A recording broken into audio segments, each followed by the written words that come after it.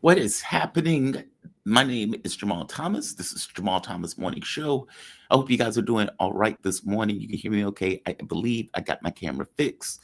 And so the lag should be less, hopefully non existent today. Um, as I always tell you, wherever you are around the world, I appreciate you being under this voice, considering you can effectively be anywhere and you choose on your own discretion to end up here listening to me in somewhat of a nice suit. Um, I want to start this off with a monologue.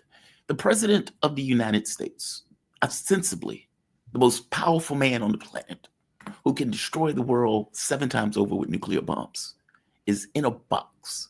And I think it's at this moment, maybe today or yesterday, where he realized that he was in this box. And I can't even really call it a box. It's more like a fog of hubris, self delusion, and for all intents and purposes, incompetence. Incompetence in a sense that he doesn't quite understand the realities to which he's dealing with. And he muddles through, groping around in the dark, as if what is out there is very similar to what is in him. And he's applying his own view of the world to all of these other events that he doesn't quite understand why these other events don't necessarily just fall into his lap and just go away. He believes that many of these things are issues of personality. He believes that if you just talk to him, you can use the might of the US. You can do all of this stuff. You can threaten, you can bully, and you can get what you want. You can get that with some countries. And it's very possible that because he's been able to get that with many countries, that he believes that this is the norm. This is not the norm. He can't get that with countries that don't care about his threats, that are somewhat equal in their capability militaristically, and that can effectively also end the world 7 times over if they indeed need to end the world 7 times over. I'm saying that Donald Trump lacks the capability of getting out of this box, not because he can't just open the door and walk out, or not because he can't just walk through the fog, but because of issues that pertain to him. A man that is so ego-filled that he effectively has all of these sycophants following him around 24 hours a day to fill the gaping hole, the infinite crater of his own insecurities. That is our president. And because we have a president like that, he cannot quite understand that when somebody just tells him this is what we need to end it, that is what they mean. Instead, he comes away with, I'm mystified by what the Russians say. Because from his point of view, when he says stuff, he is a habitual liar. And habitual liars lie. And he's not accustomed to dealing with somebody just dealing with them straight, telling them exactly what they need. You also have what is effectively a regal guerrilla with all of these other countries giving him fealty and allegiance. And he is dealing with a country that gives him none.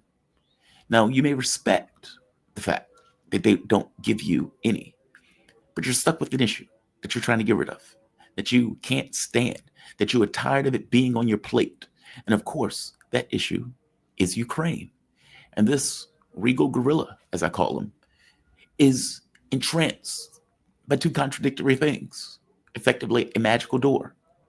A, I want to get rid of this conflict, which I actually believe he does. He's probably sick of it. He's tired of people asking him, when are you going to end the war? When are you going to end the war? Which also lends credence to the point that whatever he says, he knows this is his war, and every American considers it his war at this point. Trump is presiding over this war. Otherwise, why are you in the middle of negotiations, right? 2, he wants to look strong while doing it. You can't have it both ways. Not in this situation. Losers don't get to dictate terms. That is effectively what you're stuck with. And so when you go to the Russians, when you call Putin, when you bring him over, Putin is going to be very nice. He's going to be very political, very polished, consummate diplomat. He's going to say nice things about you, whatever he thinks in real terms. But his answer is always going to be the same. No NATO expansion. Stop giving intelligence. These regions, these 5 regions are ours. Stop acting as if they're not. No NATO in Ukraine. That also means no European troops in Ukraine. There may be fungible somewhere around that, but those are our core demands. And those things need to be, on some level, ironclad. Now, a U.S. president who couldn't find the temerity to walk because he didn't necessarily want to be humiliated by walking, which again goes to the issue of ego. It goes to the issue that he does care about the way that he's seen and viewed by the outside external world. Otherwise, again, why do you have all of these sycophants telling you how awesome you are 24 hours a day? The point that I'm trying to make, though, is that dealing with an implacable opponent, as in the Russians, as in Putin, who has been burned by the United States and by the Europeans, has been demonized for the last 3 years, and has had to deal with lie after lie after lie. Hey, here's Minsk Agreements 1 and 2. Here's the Istanbul Agreements. Then you have Boris Johnson getting rid of it. Here's the overthrow of the Ukrainian government. Hey, we won't move 1 inch to the east. The lies are voluminous. The Russians know that history. Whether Trump does or not, who knows? It's almost irrelevant to the point. The Russians are winning on the battlefield. The Russians know that the U.S. has dumped and Europe has dumped all of this money in order to kill, I don't know, maybe 120,000 Russians. And if you want to end the conflict, you're going to end it on their terms. Now, Trump in a vacuum may not even care. Screw it. But we are not in a vacuum. We are in a U.S. political system. And in the context of being in a U.S. political system, it is very difficult for an American president to accept those terms with the media, with his sycophants in the background, with his neocons, the vultures screaming at him, oh my God, Ukraine would have won if it wasn't for Trump. No, this is not indicative of reality. But when has reality been a factor in this war at all, short of Ukraine losing 1.7 million men? My point is, he may want to walk, which I would postulate he probably does. I'm also pointing out that that is not looking strong if you do so. That is effectively a capitulation in the way that Donald Trump thinks about it, in the way that it would be viewed by the various people around him. And so Donald Trump can't do it. He is stuck on its own. Yeah, you may say that there are other factors and people screaming at him that are trying to corral him and altering his perception of events. That may or may not be true, but let's be very clear. The president has all the capabilities and the powers in the world to just say, I'm done. No more intelligence, no more CIA, no more weapons. We're out. Europeans figure it out. He can't do it. He can't do it. And the reason why I say he's come to that recollection recently is because of an article that came out by the Atlantic. So in the article, it points out, it says, however, in recent days, Trump has privately complained that his high-profile diplomacy has produced no results. Some official close to the White House has told the magazine, this is the Atlantic. He has directed, quote, some frustration, unquote, at Zelensky and the European Union for being unrealistic in their demands, saying Ukraine will need to give up some territory to end the conflict, the source claimed. Quote, he just wants this over. It almost doesn't matter how, a senior official said. Up to this point, it seems that the president believed that he could get the Europeans in line, that he could get Zelensky, his proxy, in line. But therein lies the rub. What the Europeans know is, for all intents and purposes, what I just said. That a man that is so full of ego and that cares so much about what the public, or for that matter, what the media, or for that matter, what other neocons around him thinks, and knows what the people are effectively telling him and whispering in his ear, knows that more likely than not, as long as they don't push him too much, he won't walk. Walking is your nuclear option. And if you can't use your nuclear option, and if they know you can't use your nuclear option, then you are in a box. And because you're in that box, the war will continue. The Europeans don't want the war to stop. Donald Trump may have the mistaken impression that the Europeans did. Donald Trump got that wrong. I strongly suspect from the Europeans' point of view, either one or two things is true, maybe both. A, they put so much political, let's say, credibility into the war that stopping is difficult, if not impossible in their minds. And two, they may look at it as forcing the Russians to take it all is better than coming up with a deal, which means the war drags on inexorably with the Russians moving further and further and further westward. How far depends entirely on Donald Trump. It doesn't depend on Zelensky. It doesn't depend on the European Union. Donald Trump always has the capability to walk, as I pointed out, it's not a box, it's a fog. The moment that he says, I'm done, this war careens to an end. Can Trump do that? It doesn't seem like he can. I strongly suspect that what the Atlantic here is writing is true, that he just wants it over with. The problem is, in every other situation, he enjoys getting uneven, let's say uneven wins, where he can lord over his opponents. In his mind, it makes him feel like a tough guy. It makes him feel good. Hey, look at the uneven deal I just made to this country. Look at me lauded over him as if I'm a conquering general in Rome and I'm taking Ursula von der Leyen in a wooden box where people can throw eggs and bananas at her. This makes me awesome. It's almost like a physical manifestation of awesomeness that he can effectively get uneven deals and uneven exchanges and humiliate the people to which he got those uneven deals with. This is not that case. Russia's not Europe. Putin is not Ursula von der Leyen. And Ukraine is not some trade deal that you effectively were able to push through. This is something different. There's history, there's context, there's statecraft built all into it, all things that Donald Trump is not very good at.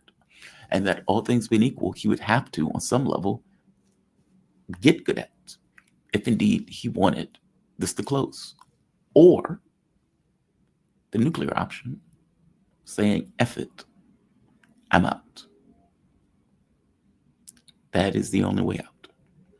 Any other way that Trump wants to continue to escalate by sending more missiles, that Trump wants to escalate by threatening sanctions, that Trump wants to escalate by doing whatever he has in his toolkit, I would imagine that much gets him nothing, because the Russians aren't stopping. The Russians aren't scared of Donald Trump, nor are the Russians intimidated by Donald Trump. They will keep moving inexorably westward until their demands are met, either in the form of a deal or on the battlefield. The sooner Trump realizes that, the sooner off or the better off he will be. Otherwise, this war stays on his plate for the next several years until Ukraine military finally collapses. And if you thought Afghanistan was a humiliation, this will take the cake. And to make this one even worse, they're not going to put this on Joe Biden lost the war. They're still going to say Trump lost the war. Meaning his fear is that if I walk, it collapses. I get blamed. That is his fear. But the reality of it is that fear is going to come to life either way. Trump is going to be president for the next 3 years. If this drags on for the next, let's say, 2, and Ukraine collapses in the interim, what do you think they're going to say? Trump's war. Trump lost it. It was his fault. Meaning you're going to get blamed whether you walk, which you should have did on day 1, or whether you just lose it. Both of those things are going to equal on some level the same thing. With the former, at the very least, you could have said this is Joe Biden's war, and you could have made that argument. Can't make that argument today, which is the rub and which is the problem that Trump has confronted. So that is where Trump is. That is my model of events. I can accept that he may want to end the war. I can totally accept it. I would imagine after saying I'm going to end the war, I'm going to end the war. It's not that he cares. It's not that. It's on some level ego. It's pride. It's I want the Nobel Peace Prize. I've solved these 25 wars since coming into office. Obviously, he cares about his perception. Otherwise, he wouldn't lie to that extent. The point that I'm trying to make, though, is his way out in the beginning and now is to enact the nuclear option. I can't make a deal with these people. I'm out. Can't do it. I'm going to bring in my guest, though. I am pleasantly happy. Well, that sounds a little bit weird. I am happy to be joined by the man himself, Alex Krainer. Alex Krainer, he is, if I can pull up his bio, there he is. Alex Krainer is founder of Krainer Analytics and creator of iSystems Trends Following. He has worked as a market analyst, researcher, trader, and hedge fund manager since 1996. He has authored several books, including Mastering Uncertainty in Commodities Trading, The Grand Deception, and Alex Krainer's Trend Following Bible. Alex, man, thank you for joining me today. I really appreciate it. How you doing today? Hi, Jamal. Good to be with you, and happy birthday, late or early, or is it today? It's Sunday, actually. Okay, well, happy birthday early. Well, thank you. I appreciate that. Yeah, it's Sunday. I want to start here. I want to start here. Take a look at this. So this, and I find this to be rather amazing, but such is life. Here's one article. Germany falls back into recessionary territory as second quarter GDP numbers are revised down. Here's another one. The UK heading for IMF bailout. That's amazing. That goes back to the 70s humiliation. Here's another one. Britain no longer a rich country after living standards plunge. Here's another one. Merz stated that solving Germany's economic problem turned out to be much more difficult than it expected. According to the chancellor, the country is going through a, quote, structural economic crisis, unquote, Bloomberg reported. Merz also pointed out that Germany could no longer afford the welfare state, which is pretty mind-blowing considering they're giving like $9 billion to Ukraine. And of course, here's this one. This one is in France. We may be heading for an IMF bailout, warns French minister. What the hell is going on with Europe? And if you are getting reports like that, how the hell are you still continuing to give supposedly $100 billion in weapons to Ukraine? And let me add to that, with a 10% markup for hashtag reasons, according to the Trump administration. What's going on? Well, this is nothing new. It's just that it's coming out in the open because, the Europeans bet the ranch on Project Ukraine. And now the chickens are coming home to roost. That's basically it. European powers have basically disarmed themselves, sending weapons to Ukraine. They've sent, I don't know how much money to Ukraine, but it's going to be well over $160 billion. It could be more. They don't usually tell us the truth, so they lowball everything.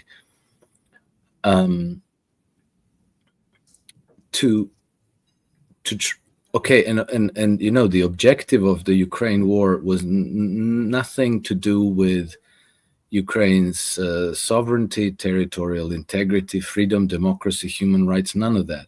The objective has always been to get at Russia, to use Ukraine as a bludgeon with which to weaken and destabilize Russia. And then, with the ultimate view to regime changing Russia and then partitioning it into 3 or 5 or 27, however many little statelets that would all be clients of the Western financial capital. And to do that, they not only started the war in Ukraine, everybody says that Russia started the war unprovoked, but that's not really true. Russia did launch the special military operation in February 2022, but the groundwork for the war has been laid by the Western powers for many, many years beforehand. And then Russia was absolutely provoked into that war. And so in addition to drawing Russia into the war in Ukraine, they also launched these absolutely insane nuclear sanctions against Russia. They, like kitchen sink and all. And they've cut themselves off from Russian sources of energy, namely oil and gas. They started to refuse Russian artificial fertilizers, and on and on and on. Complete blockade of trade with Russia, which wasn't successful because, the trade goes roundabout, and then where there's supply, it'll find demand, and vice versa.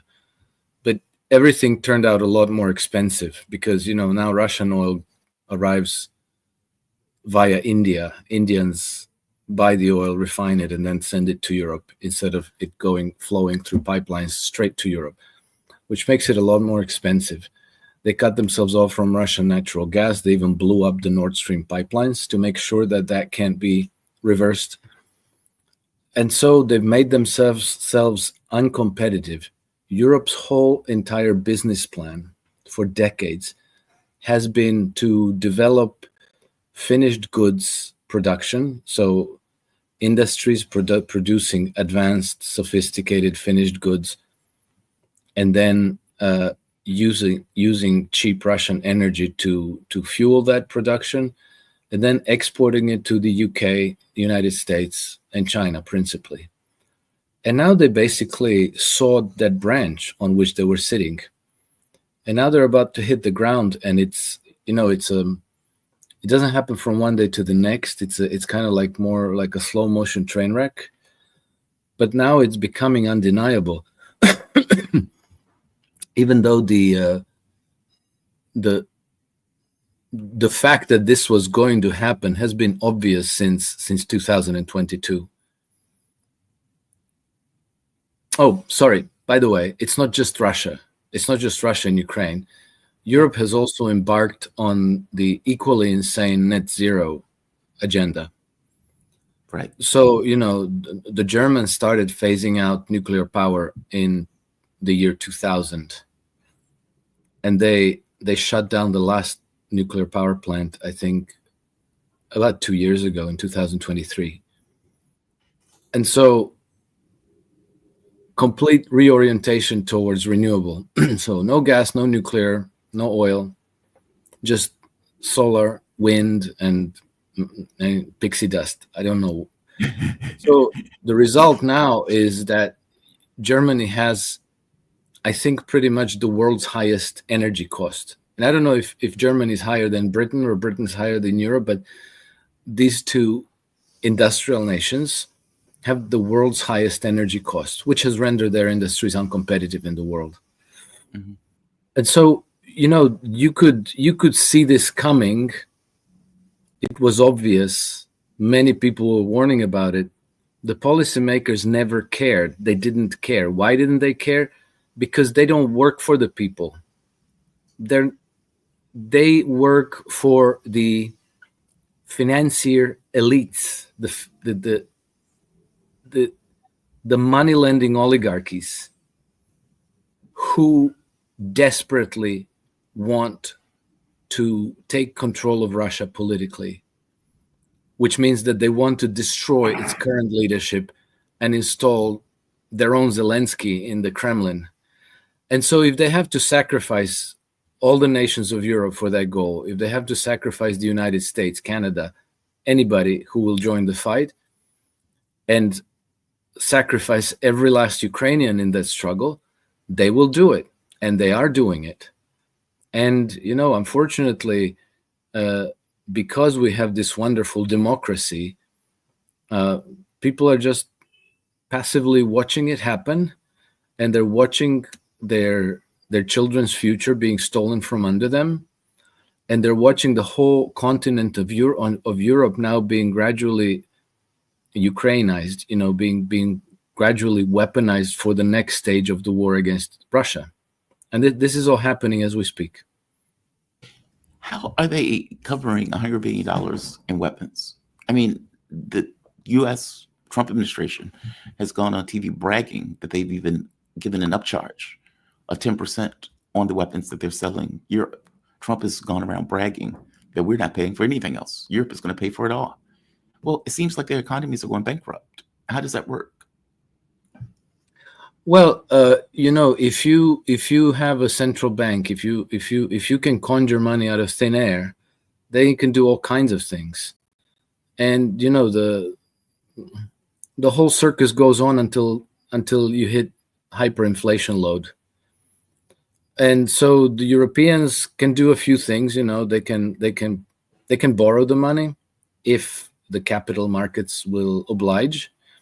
If they won't, they can print money out of thin air. So the central banks of European countries will be buying government debt and give them cash so that they can, give money to Ukraine.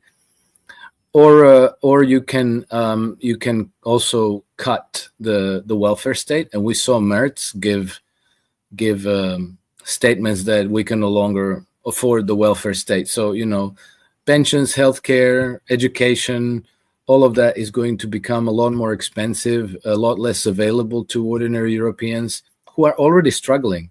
According to the Eurostat, something like 35% of all European households struggle to make ends meet. And in some countries, it's much, much higher than that.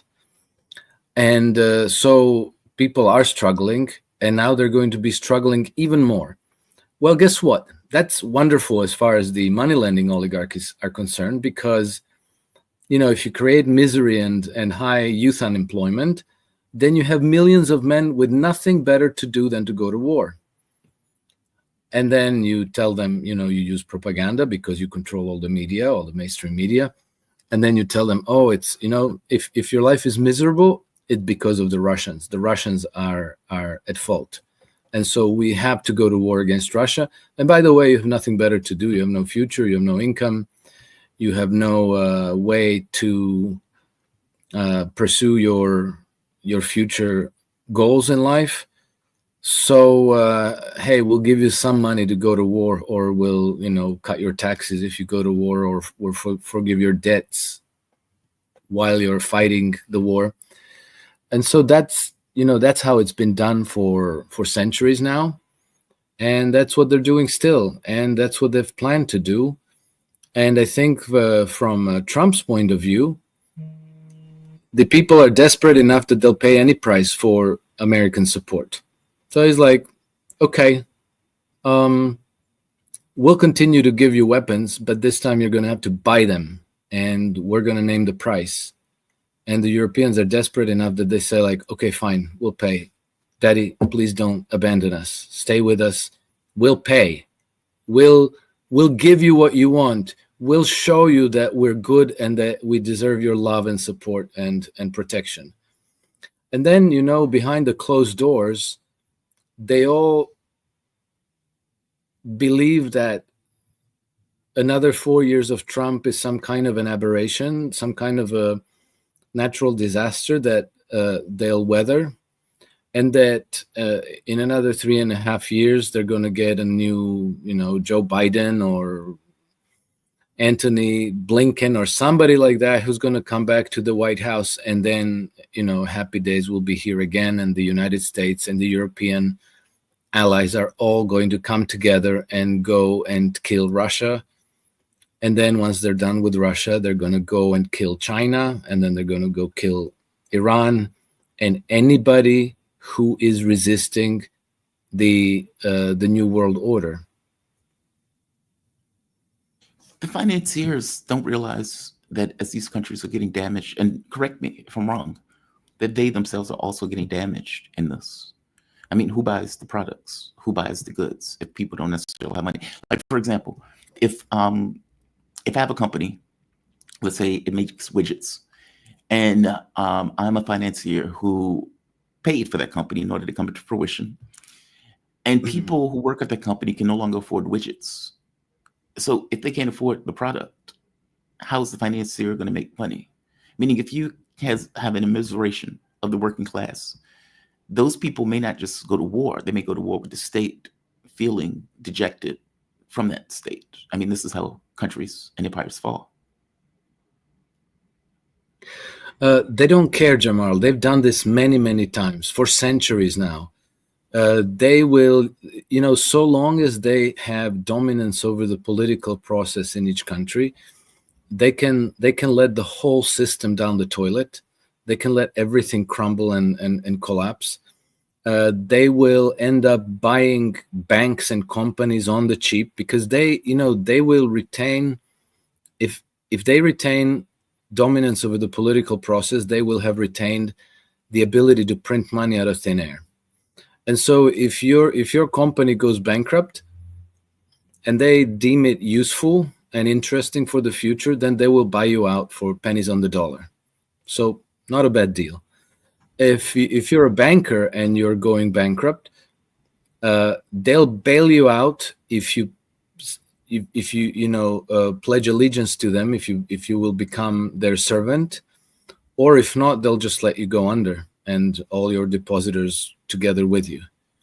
So, deep systemic crises allow them to consolidate power over society. And so they've done this many, many times. The Western financial systems are in a crisis almost non-stop chronically. There's a period of good times, when the credit impulse is going and it's being taken up by businesses, and employment is going up, and prosperity is going up, and people buy stuff and economies grow. But that's about half the time or less. The other half the time, the whole system is always in a crisis. And, they know how to handle the crisis. The important thing is to dominate the political process, to dominate the state apparatus, to enjoy protection by the state apparatus, the police, the court systems, and the military. And then you can do whatever you like. And, you can sail through rough weather because you know that you're going to come out on top. You're the house, if you look at that as a casino, you're the house. So you don't mind crises. What you do mind is maybe revolutions, because then, you might end up under a guillotine. Exactly. But the expedient to avoid that is always to deflect everybody's attention to an external enemy. So you have to persuade everybody that the Russians are coming. That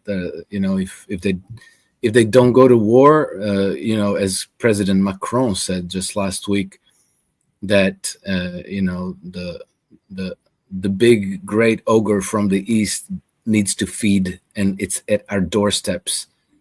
So you try to scare the daylights out of everybody's mind so that they would be willing to sacrifice their sons and their husbands and their fathers in a war that is completely against their own interests. But if you brainwash people, they will, they'll believe next to anything. Yeah. You don't sound optimistic about Europe. I'm not optimistic at all about the European Union. I think it is completely doomed. It'll fail. It'll disintegrate. But I don't know what's going to happen afterwards. Are we? Because there are many researchers who specialize in things like social uprisings and revolutions and civil wars and such, and they say that not only is Europe, particularly nations like the United Kingdom, France, and Germany, are they very likely to slip into a civil war. They say that they're explosively configured for a civil war. And now we're starting to see that in the UK. We're starting to see protests. We're starting to see social movements that are quite out of control. And we've seen the state, the government, buying facilities to handle mass casualties. So I don't know what's going to happen. Is there going to be a political transition where, people like in Romania and Germany and France, they managed to vote into office sovereigntist party like AfD in Germany, like Marine Le Pen's Assemblée Nationale in France, and they all say no mas for European Union, and they start the process of exiting. Or you get like when the Soviet Union collapsed, you just have from one day to the next, they declare, okay, European Union is no more, and every country, they're on their own. And then everybody's going to have to make nice with the United States. They're going to have to make nice with Russia. They're going to have to make nice with China. And then, with Russia and China, there are certainly going to be discussions about collective security architecture, because this has been the obsession of Russia for the last 30 years. Nobody paid attention, everybody ignored them, but they have made preparations for a new and different security architecture for the Eurasian continent. And so, European countries have every reason to join those discussions and to accommodate a new security architecture, because the alternative is chaos and war. But we see that on the other side, the globalists, if you vote for the wrong party, they cancel the elections, or they arrest or they forbid the candidates from running in elections. They're doing everything to prevent the will of the people to prevail.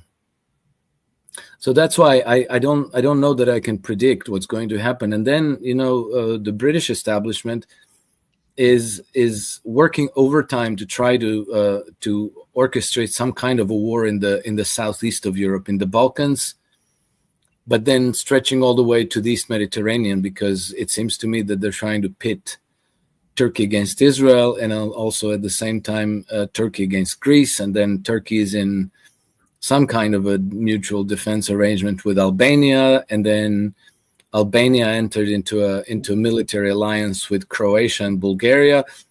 People from Bulgaria are going to write back, and they're going to say, like, no, we didn't sign anything. The Bulgaria is not in that alliance. Many treaties through history, especially of this kind in preparation for war, are secret treaties. Okay? And then when the word gets out, and the government will say, like, oh, no, we didn't sign anything. They discussed it, but we didn't say no, we didn't say yes, maybe we'll see, but never mind, look over there, don't disperse, there's nothing to see here. But they have almost certainly joined this kind of alliance, with or without a signature. And in that case, the war could break out at any point somewhere in the Balkans. The recurring provocations between Serbs, Croats, Muslims are ongoing as we speak. Every few days something will happen. They'll get emotions inflamed. And then, Turkey and Greece are pretty much preparing for a big showdown between themselves. Turkey and Israel are practically on an irreversible collision course, one against the other. And guess what? In all those places, you'll have British NGOs, British secret diplomacy, British intelligence services, British special operation forces, who are frantically stirring the pot, trying to get some kind of a war going. Wow. So you're expecting Europe to fracture, and when it fractures, all of these countries effectively are at each other's throats with security guarantees that were already pre-planned. No. I wouldn't say that, Jamal. I wouldn't say that these countries are at each other's throats.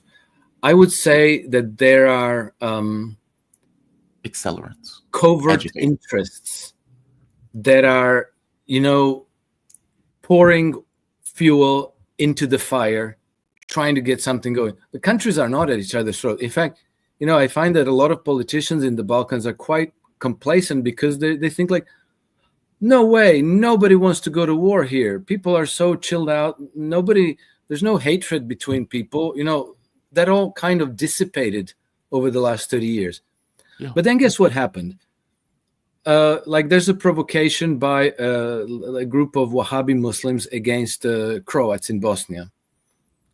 And then Croatian intelligence services find that this was funded out of Serbia. Oh my God. Well, okay, so that makes no sense whatsoever, because there's really no reason why the Serbs would want to provoke Croats in this manner. Right. There's not, there's nothing to gain for them. It's like, it was just like stupid, gratuitous act of peace arsonism. Okay. And then, the in Belgrade, the protests against the current government of President Vučić, they escalate suddenly. And then the Serbian intelligence services find that, oh my God, this was funded out of Croatia. And so you're getting these jabs at each other, and then you find that it's been funded from the enemy state, or enemy, quote unquote. Yeah. But we have Western funded NGOs all over the place here in Bosnia, in Croatia, in Serbia, you name it, they're everywhere. And then, they also don't have to disclose their source of funding. I know. Because that would be a revolution. You remember in Georgia? Yeah. When the Georgians said, if you get 25% or more funding from abroad, you have to disclose the sources of funding. And the Europeans just went insane. This is an assault on democracy, massive demonstrations. And they sanctioned the country because they simply wanted to have transparency over who's funding the NGOs. Yep. Well, here they don't have to disclose anything. So all you see is that some provocation against Serbia was funded from out of Croatia. And then some provocation against Croats in Bosnia was funded from out of Serbia. But they don't have to disclose where is the money actually coming from. Oh, freedom and democracy, NGOs, civil society, blah, blah, blah, blah, blah. All of these things to deflect and to leave it at the level of like, oh, Croats are provoking the Serbs, Serbs are provoking the Croats, the Muslims are provoking the Croats and Serbs all of the time. Basically, this is, putting ants in a jar and then shaking up the jar and then watch them kill each other. That's what they're doing. And unfortunately, we don't have that transparency, but, some people are starting to catch on, and there's increasing talk that like, hey, they're trying to get us into a war. They're trying to get us to fight one another. And so some people are, me included, trying to spread the word. This is how it works. This is how it's done. It's being done to us.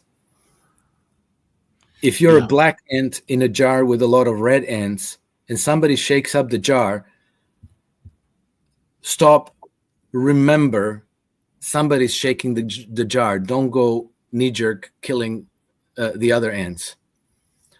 So we'll see what happens. Wow, that sounds rough. I mean, it could be, but I'm hopeful that we can avoid it. Is that a similar prognosis with the U.S.? I mean, it seems that the U.S. has very similar issues. 37 trillion in debt. That's going to balloon when the quote unquote big beautiful bill comes through after congressional elections. That's effectively when it was set to come out. That is clearly unsustainable, and there is no path by which the U.S. is slowing down on raising the amount of money that they're effectively spending. I mean, if the U.S. is 50 or 60, $70 trillion in debt, what does that mean from the standpoint of the rest of the world and the way the world looks at the U.S.?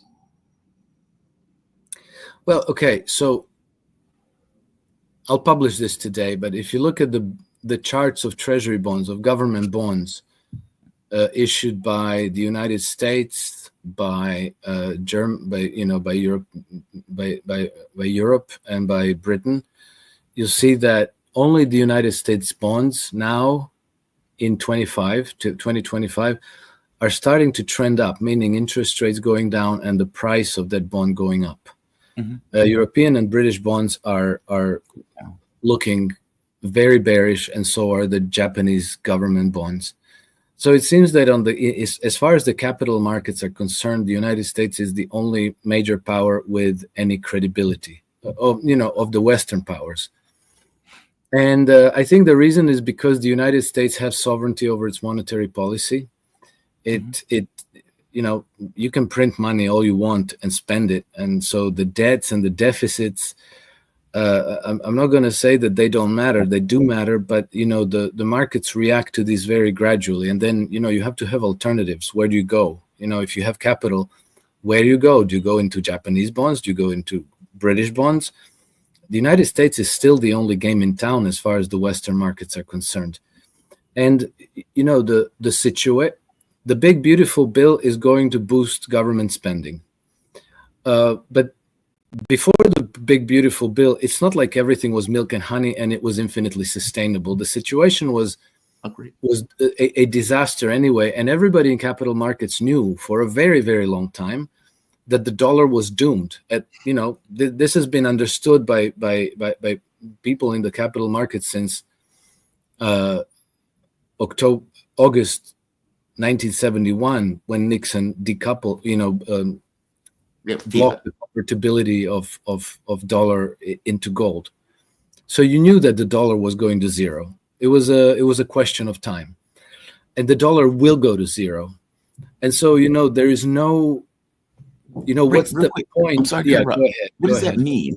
I'm sorry to interrupt you. What does that mean? The dollar going to zero? You mean zero in value? Yeah, in purchasing power. Okay. I'm sorry. So that's only a question of time. And then it was quite apparent that the global, let's call it monetary authorities, were probably planning to crash the dollar. Okay.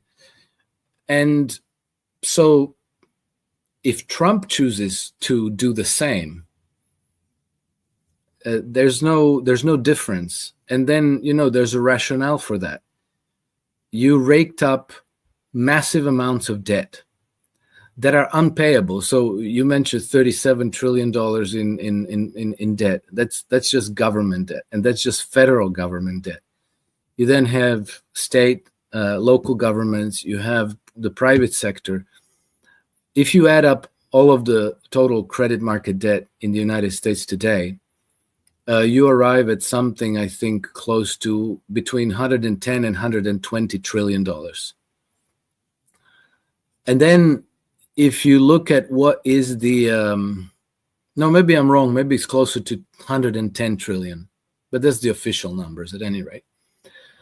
And then if you look at the total monetary base, the money supply that's available for repayment of those debts, you arrive at about $6 trillion. So there's almost 20 times as much debt as there is money with which to pay it. That's the definition of unsustainable. And that didn't happen in Trump's 7 months in office. That has been the system has been rigged like this for decades. And so the system is unsustainable anyway. It will have to collapse. And so what I think that Trump is doing with the big, beautiful bill is he's looking to restructure the system in a different way. And part of the process is going to involve crashing the dollar, allowing inflation to take off, which means that you'll be able to pay off your debts with worthless dollars. It's going to be, okay, so we have $100 trillion worth of debt. Here's $100 trillion bill. Now we're even. You can, the fact that you can now fill up a tank of gas with that money, that's not our problem. You lent it to us. Here's the repayment. Goodbye. And then you start from blank slate. But Trump is evidently moving towards restructuring the American economy away from this British free trade system and towards something resembling more like the system that you have in China or in Russia, where state is involved. And there are good reasons for that. Because as you can see, okay, so I have to just say this because, I studied in the United States. I studied economics. And we've been brainwashed for decades with private capital, free market capitalism and all these things, because that's the bestest that there ever was. And if ever the government gets involved in anything at all, first of all, the government cocks up everything. And second of all, they're very inefficient. And third of all, it's all socialism, right? So people their heads explode at the mention of the word socialism. And so now that, Trump the government took 10% stake in Intel, and that they're talking about taking over things like Lockheed Martin, people are going insane. But but has the private capital free market system worked so well?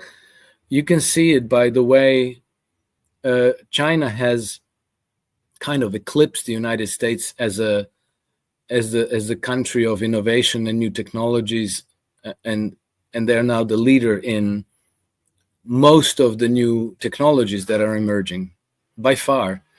And then this notion that everything the government touches turns into crap. You have Swiss railways, which are government owned and controlled and run. You have Japanese railways, which are government owned and controlled and run. You have Chinese railways. You have so many systems that you could point to in the world and say, this is a government run system. It runs super smoothly. It's super efficient. It serves a purpose and provides a useful service to society. And it renders transacting business much cheaper and much more efficient. And then you can also point to things like Boeing, which is a privately owned company, which isn't exactly a paragon of excellence and reliability.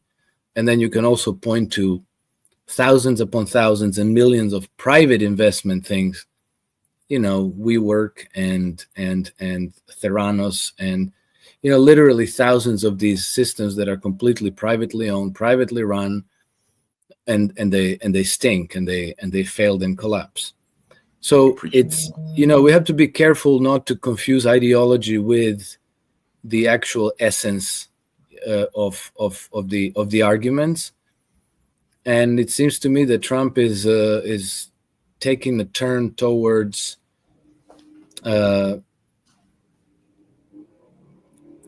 what is traditionally understood as the American system of political economy. Okay. Capitalism. And that's the system where you allocate credit to productive uses, right, rather than trade and speculation, which is what we've had for decades now, and it hasn't worked. It's worked for the Wall Street elites, but it hasn't worked for the ordinary people. And so I hope that those changes will end up with a positive effect for the ordinary people of the United States, ordinary workers. You are preaching to the choir on this idea of if we're putting money in companies, we should get something back as a government for that money. Right. I mean, the amount of money that we put into these tech companies, the investment in the internet, and then we just give it off to private enterprise and have that, do whatever you will. And yet you have these companies do everything in their power to pay politicians to lower the taxes that these companies not only that, but to then undermine the very government that is funding them. And not only that, but to actually poison the whole societies. Moderna, Pfizer, Merck, all of these are private enterprises. The whole military industrial complex, they're all private enterprises. The securities, Palantir, Google, Facebook, Meta, whatever, they're all private enterprises. You can't say that they are doing good by the ordinary American working family. They're actually making life a lot worse for them in a million ways, including censorship. They've taken the lead in censoring free speech in the United States. But they did that on behalf of the government.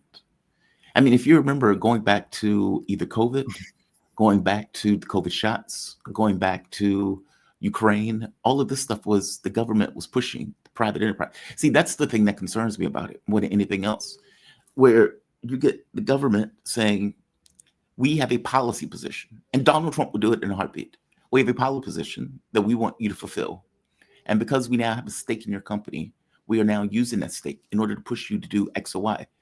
Biden administration was able to do it just with the power of the government itself, having FBI sit down with Facebook, Twitter, YouTube, et cetera, saying, we want you to be able to publish this, shadow ban this, get rid of this. And all of them, as compliant as could be, did exactly what they were told. That is the concern that I have. I agree with you. I have no issue with the government taking a stake in these companies that they're investing in. I think it's insane. Bernie Sanders even came out and was like, "This is a great idea." It's the Well, shadow you side. know, Jamal, I don't see it as the government making these tech companies do this kind of stuff. I see it more as the government and the tech companies doing the bidding of the real source of power. You know, it's the governments are puppets. They're not the real power behind. You know, there's a power behind the throne. And these are the people who control the government, and they control the big tech, and they control the media, and then everybody gets their marching order, and then they're doing what they want. Because you know, if the governments were really the source of power, they would be more responsive to the needs of the people. They don't care. So obviously, they're working for some other source of power, and it's the one that we don't see. And you know, the trail of breadcrumbs will definitely lead to the money lending oligarchies. And you saw what Trump posted about George Soros. Mm-hmm. George Soros is 100% part of that money lending oligarchy. He's not, he's not at the top of the totem pole, but he's definitely up there, probably one rung down. And so this is who is determining the policy of the government and the policy of the big tech and of the media and of the military industrial complex and of the big pharma and of the big ag and on and on and on, practically everything that matters, and of the universities, the curriculum, what we get to learn and what we don't get to learn. Yeah, but it was the Trump administration that was pushing for the Israel stuff in order to force that down people's throats, or to go after universities that didn't necessarily kowtow to effectively a genocide. And why would the governments care if they know the population is disengaged? I mean, the population control over the government and what the government does, it's like, I think it was like 0.1% in the Princeton study. And so even if you take out the financiers, which I agree with you, I do think the financiers are a heavy part in regards to influence, in regards to the way the government operates. Agreed, especially in foreign policy and the wars and all of this other stuff. But the public is just disengaged. Like, the public doesn't believe that there's a link between what they want and what they care about and what is espoused in policy. Whether you have a financier that's pushing it or whether you have a government that's just ignoring it, it still functions. Like when people go to for example, people don't get what they want in policy. We agree on that part. People are still going to go and they're going to say, hey, you need to vote for this Democrat and you need to vote for this Republican. And you're going to get 48, 49% of the population still doing it, believing as if it's going to have some kind of influence in the political spectrum. Meaning, even if you didn't have the financier in the background, that process still functions in the way that it functions. But give me your take. Well, what you said is correct, but providing that the people are misled and propagandized. So if you allow free expression and free speech, then you're going to get a whole lot less of that. Yeah. So, if you mention Israel and Palestine, that whole setup goes back more than 100 years. We had Balfour Declaration in 1917. And before that, we had probably 2, if not 3 decades of earnest preparations for the creation of the State of Israel. Yes. And it wasn't done by Donald Trump. It wasn't even done by the United States. It was done by the British Empire. And so Israel has been the creation of the British Empire from the get-go. And, the purpose was to preserve British hegemony over the Middle East. Now, part of the preparation, the Brits understood that the support for Israel in the United States was essential. So they even went as far as commissioning the writing of the Scofield Bible and promoting this whole evangelical Christian movement, which now my understanding is a voter bloc of between 60 and 70 highly motivated individuals. People who vote, people who have all these biblical beliefs about the importance of the state of Israel, and that anybody who doesn't support Israel is, as far as leaders, world leaders, if you turn your back on the state of Israel, you're probably Antichrist. So how do you deal with that? It's not that Do you hard. just say, like, I don't agree with the policies of the state of Israel, and you come out like that in the open? Well, that's political suicide right there. And your heart might tell you that's the right thing to do and to say. But if you eliminate yourself from the position of power, you're not going to achieve anything else. So what do? Because, in politics, anything you do is going to end up costing you.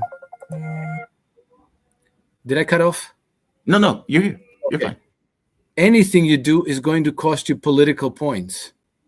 So you're going to have to choose the battles you fight and order in which you fight them. And you're going to have to prioritize your to-do list. And so, I don't want to justify Trump at all, because, allowing what's happening in Gaza Strip is unjustifiable. But the whole setup, Gaza has been rigged for destruction going back decades. And I'm just saying, people have to keep that in mind, because you can't just walk in there and say, like, well, from now on, it's 180 degrees back and everything else is a second fiddle. This is the issue that is probably the most emotional to everybody who's observing it. And this is the issue where everybody's thinking, like, can somebody do something about this? But I have to give a bit of a broader treatment to this. As I mentioned, Israel has been set up by the British Empire. Today we're seeing famine in Gaza. Maybe it's the first famine that we're experiencing in our lifetimes, or at least, in that part of the world. But as far as the British Empire is concerned, famine was one of the frequently used weapons of war. India was under direct British rule from 1757 for the next 120 years. So 1878, more or less, I think. During those 120 years, India experienced one famine every 4 years. So they experienced 31 major famines in India in 120 years of direct British rule. Do you know how many famines India endured since then? Since it gained independence? Zero. Do you know how many famines India endured in 2,000 years before the British rule? 16, meaning one every 110 years. So you have a very significant correlation there. They used famine in Australia and in South Africa to get rid of the natives, and this has been done. Potato famine in Ireland, we learned, like, oh, there was a potato blight, and poor Irish, all they knew was potatoes, so they all, 1 million of them died of hunger. No, the British establishment apparently decided that they wanted to get rid of the Irish population altogether and free up the real estate on the Irish in Ireland. So they've been doing this, and Gaza is just the latest example of this, with Israelis, doing the dirty work by proxy. So if you don't, here's why I'm saying this, Jamal. If you don't defeat that system, it's going to keep happening. And if you want to defeat that system, you have to go after the global financier elites. And if you go to Gaza and you get yourself labeled Antichrist by 70 million of your voters, you're not going to end that system. You're just not going to do it. You're going to be eliminated before you even start. 2 points. The majority of Americans, including like 51% of Republicans, are against what Israel is doing. Full stop. I don't know the 70 million people thing, but I'm just saying by the numbers, those numbers that I'm quoting to you are correct. The overwhelming majority of Americans. I know that. Yeah. Okay. Second part. Israel wouldn't have to spend hundreds of millions of dollars in order to put minders on politicians, to pay for their campaigns, to pay for them to orient themselves, if indeed they had that level of support. Meaning, why are they, if they just commissioned this much support, why would they have to pay this much money in order to get people to effectively fall in line? I agree with you, Jamal. I'm not disagreeing with that. But, the problem is that even if the American public is now majority opposed to Israel, or at least to the current government, or at least to their policy versus the Palestinians, that doesn't help Trump directly. What's relevant to Trump is who controls the Senate and the House in the United States. And in the Senate, Benjamin Netanyahu has more power than Trump does. That's a problem. And that's a real problem. It's not something that you can wave your hand and make it go away. That's a real thing. But, okay, fair enough. I accept that Congress members are black. I'm just trying to point out that there's not this upswell of support in that way in regards to the American population. It is Congress members, it's elites that have geopolitical interests in using Israel as this aircraft carrier.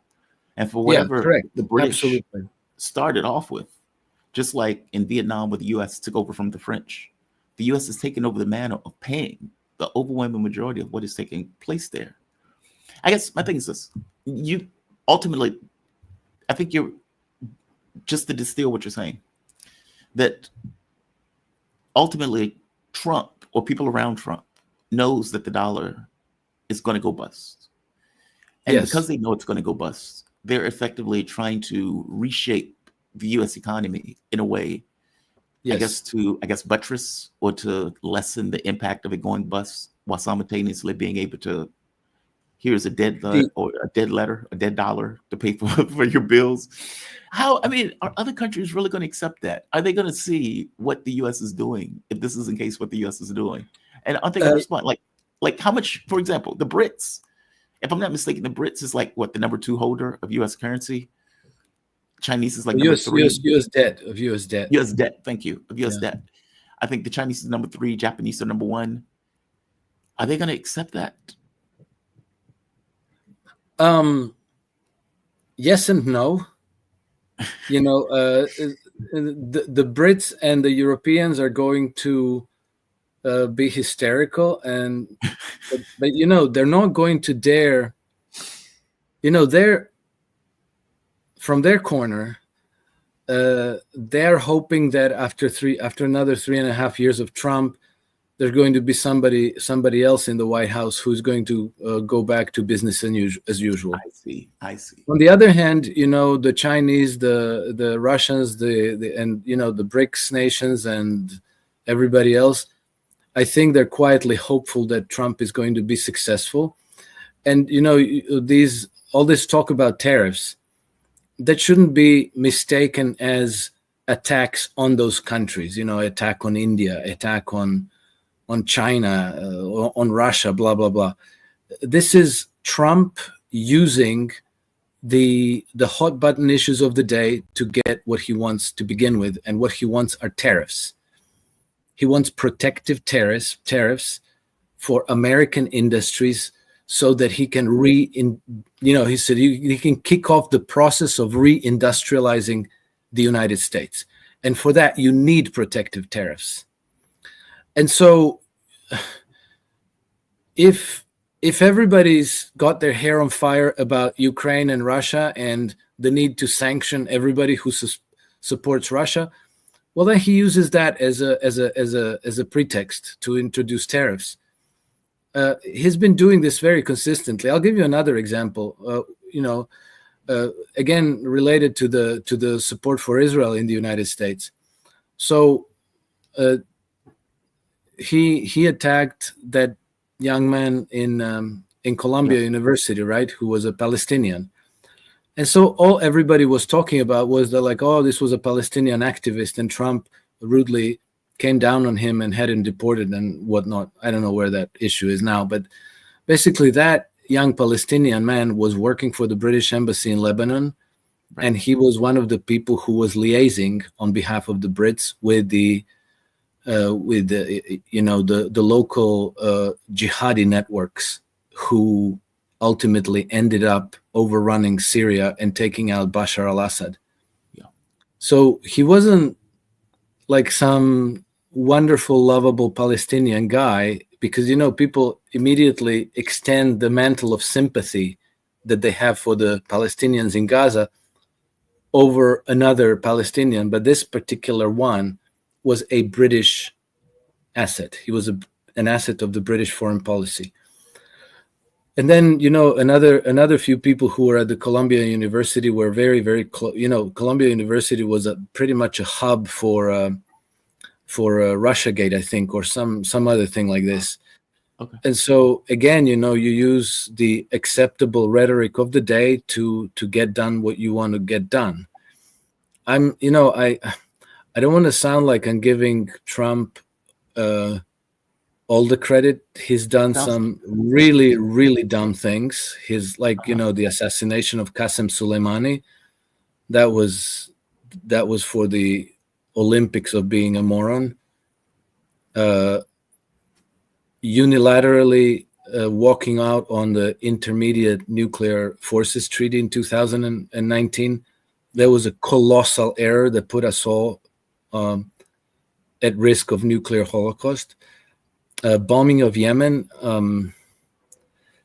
that one was ugly, and a few other things. So it's not ideal. Things are not ideal, but they are definitely a departure from the status quo, which was A, unsustainable, and B, it was taking us all in the wrong direction. This is a clash between globalism and the rest of humanity. And the globalism, the axis of evil is Wall Street and the City of London. And so, how do you fight that? They have power over the media, they have power over the financial flows in the world, and they have, on their strings, on their leashes, they have most of the people in the Senate, the House, the deep state, the Pentagon, the CIA, the FBI. It's a very, very tricky balance to tread. Alex, we have due process in this country. And regardless. Oh yeah, sure. If you have 20 years and infinite millions of dollars to pursue them, but then you also know that the whole judicial system has been compromised.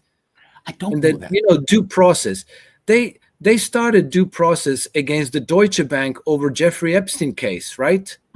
Alex, I'm trying to point out. And what happened to the judge in that due process? She got an assassin dispatched to her house to kill her. That's due process. I'm talking about from the standpoint of that guy who got deported. He has rights that Trump fundamentally ignored, regardless of what the guy was. And to make it worse, Trump was shaking hands with that jihadi president. So it's like, you can't be mad at Trump. Yeah. I mean, you can't make both arguments. That Trump deported that guy. This guy's not a cuddly, lovable jihadist. I'm sorry, a cuddly Palestinian, because he was working with the jihadists that are effectively eradicating ethnic cleansing in Syria. And Trump was saying the guy who was actually doing the ethnic cleansing was a good guy, strong background, et cetera, et cetera. I get it. Your argument is. I agree. Look, I don't disagree with you, Jamal. I don't understand these things. I don't understand why Trump would shake hands with that guy. I don't understand why Trump would shake hands with Netanyahu. I don't understand why he would be as friendly with Zelensky. But, it's his treading a different kind of path than what we perceive. It's there's all these vested interests from all sides that you're constantly dodging the bullets from all sides. So I don't want to be too harsh in judging Trump, because I've noticed that lately it's become quite fashionable to hate on Trump. Like everybody's hating on Trump. I just listened to a podcast with a very respected economist who is so afflicted by the Trump derangement syndrome that he was gloating about how the Europeans outmaneuvered Trump to over Ukraine, during the last meeting in Washington, that they outmaneuver him because behind their back they went directly to the American weapons providers and told them, hey, if the United States no longer supports us, then we're not going to be ordering, and they're going to make less business. And then these arms manufacturers exerted pressure on Trump to, get back on track and support the Europeans, and so that the sales of weapons could go on and so on. But, so he was practically rejoicing about the warmongering, duplicitous, backstabbing morons of these 7 evil dwarfs out of Europe, supposedly outmaneuvering Trump by working in cahoots with the military-industrial complex.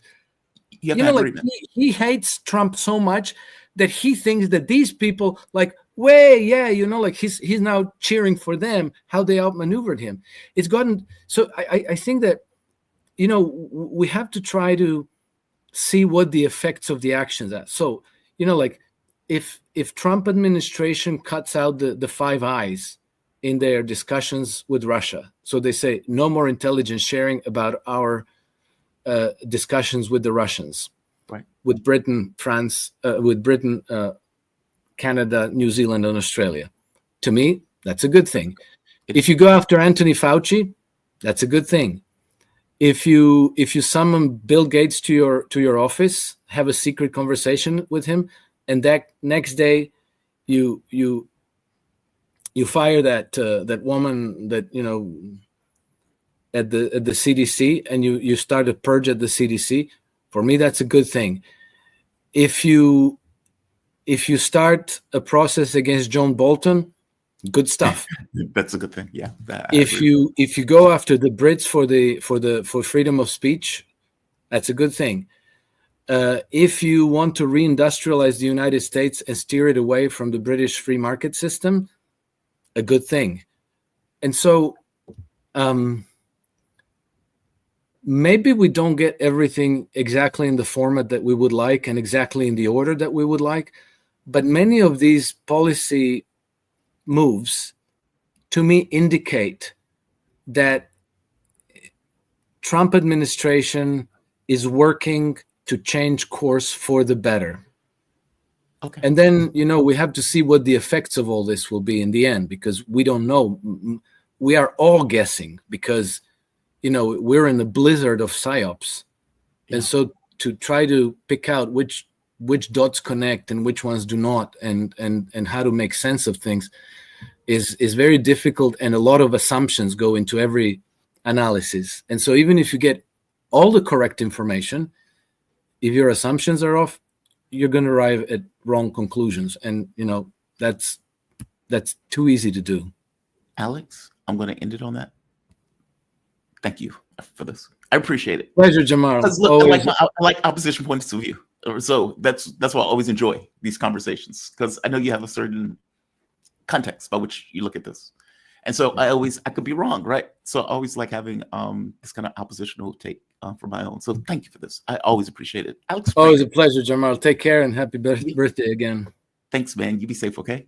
Alex Krainer is a founder of Krainer Analytics, creator of iSystem Trends Following. He's worked in market analysis, research, trader, and hedge fund manager since 1996. He's author of several books, including Mastering Uncertainties, Commodities, and Trading, and The Grand Deception, and Alex Krainer's Trends Following Bible. All right, we are going to move to our next guest, Laith Marouf, the man himself, on scene, on location. Laith Marouf, he's an award-winning multimedia producer, media law consultant focused on the liberation and decolonization from indigenous nations to Arab peoples, and building broadcasting capabilities to misrepresented and underrepresented communities around the world. You can find him on Free Palestine TV on Twitter and Yeah, that's correct. Free Palestine video. That's the other one. Laith, how you doing, my man? You doing okay?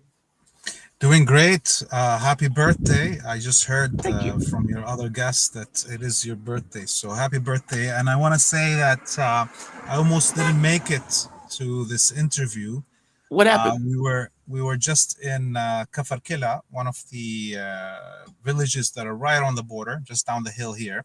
Yeah. And we noticed that the cop car was leaking gasoline and its tires were blown up. So we stopped to figure out what's happening, and that's when we realized that the cop car was hit by a missile, a sharp missile from the drone.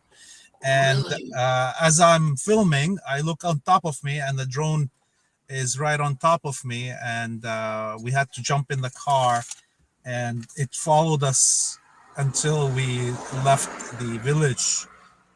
So it was a very dangerous situation. And we found a coffee shop here on the road. We stopped, and that's when I remembered that we have an interview coming up. So I almost missed the interview because of the Of potential death. Of the potential death. potential death. Yes, Yeah. yes. But, Yes. but this is how vicious the Zionists are. It's unbelievable. Laith, that is, you freak me out, man. And I know that's not you. That's nothing you're doing. It's just Jesus Christ. But you know what? That's good for people to hear because it gives context to what people are living through, just going about their day, getting Yeah, and coffee. we have it on camera. We filmed the whole thing. As I said, I was coming out of the car, starting to film the damage to the police car, and that's when we have the signs that says press on top of the car, but it still was a dangerous situation. That's when we realized literally that most of the town had evacuated because of this attack. We didn't realize that the attack was directed towards the police car. We had heard that there was an attack and we wanted to film the damage. There was no reporting yet on what was the target of this attack. But if we knew that the police and the fire truck beside it were the ones that were targeted by the drone, that would have indicated to us that the situation is too dangerous to enter. Look, it's part of the job. I didn't choose to, do this work because of a glory to it or anything like this. And by the way, this is Hadi Hadid. You can see him in the background there. Oh, there he is. Okay. Yeah. How's it going, Hadi? Yeah. And he's either behind the wheels or behind the camera most of the time. Hadi is the backbone of this work. He's also the indigenous person from this region that gives me all the information that I need and knows when to go and when not to go. Most of the time, we have more information to be able to make that decision of not going on in the field. But today, this is what happens. Jesus Christ, that is terrifying. And I played the video about those school kids in Lebanon. Those, I think they might have been like 3 years old, and how Israel nearly murdered all of them in the school, just screaming. And it tries to give context to, because look, as Americans, we don't get that, right? We can't fathom what it's like to live under constant bombardment, or under where you don't know if the coffee shop you're drinking in is going to get hit by a random missile. And honestly, putting press on your roof is just, red to a bull. They seem to have a hard on for murdering journalists, police. That's what it seems like. I want to get your take on the video. And I'm not going to linger on this, but considering this is Lebanon, and considering Tom Barrack is the U.S. envoy, the degenerate trash that he is to Lebanon, I want to get your point of view on what this animal is effectively saying in this video. One could take it.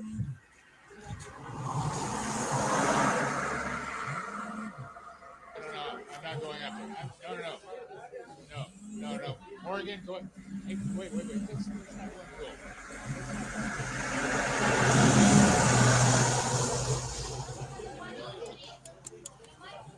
Hello. Hey, wait. We're putting on a different set of rules, right? You want, please be quiet for a moment. And I want to tell you something. The moment that this starts becoming like animalistic, we're gone.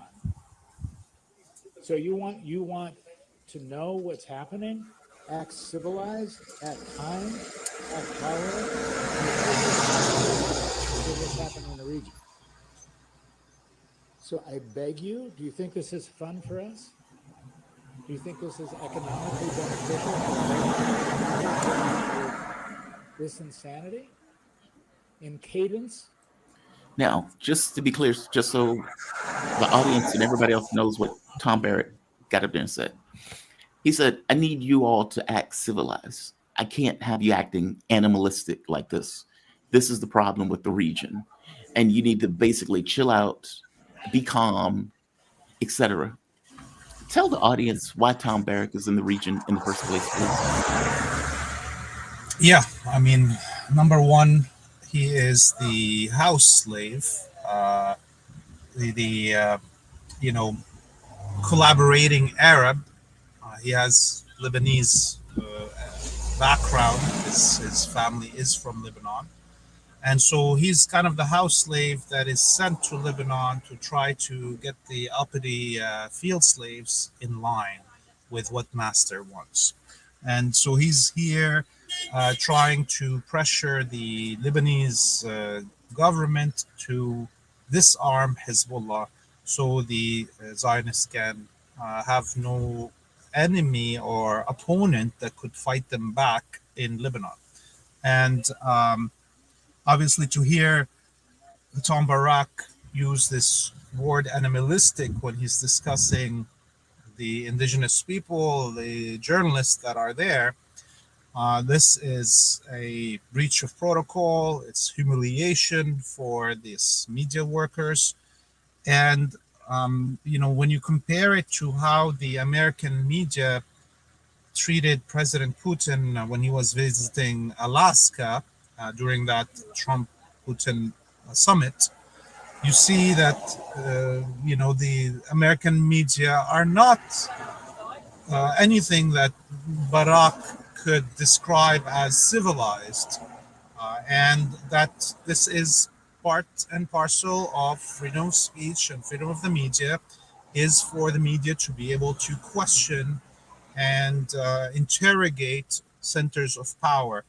Obviously, we saw how the Trump administration has been treating American media in general. The language that Barak and the way that he was speaking to the Lebanese media is very similar to how Trump was speaking to American media, how he humiliated multiple American medias. And in fact, the American media establishment has capitulated to Trump, as we saw with the NBC, television station selling its news outlet to a Zionist, and to have Barry Weiss control it just because of the lawsuit that Trump launched against them.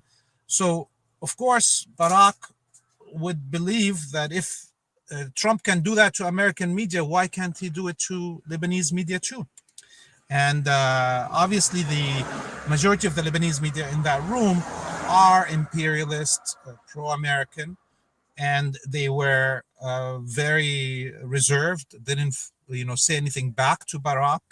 And in fact, we saw a slew of these media try to dampen down the damage of Barak using this language. There was at least 20 different journalists here in Lebanon that were arguing that he didn't use the word animalistic, that he used this word animalistic with an O, and that it has a totally different meaning in the dictionary. And that was really funny to watch. But what was even more humiliating to this media is that Barak came out after 24 hours of this campaign trying to convince everybody that he didn't use the word animalistic, actually apologizing for using the word animalistic. So he humiliated his own, groupies that were trying to justify his use.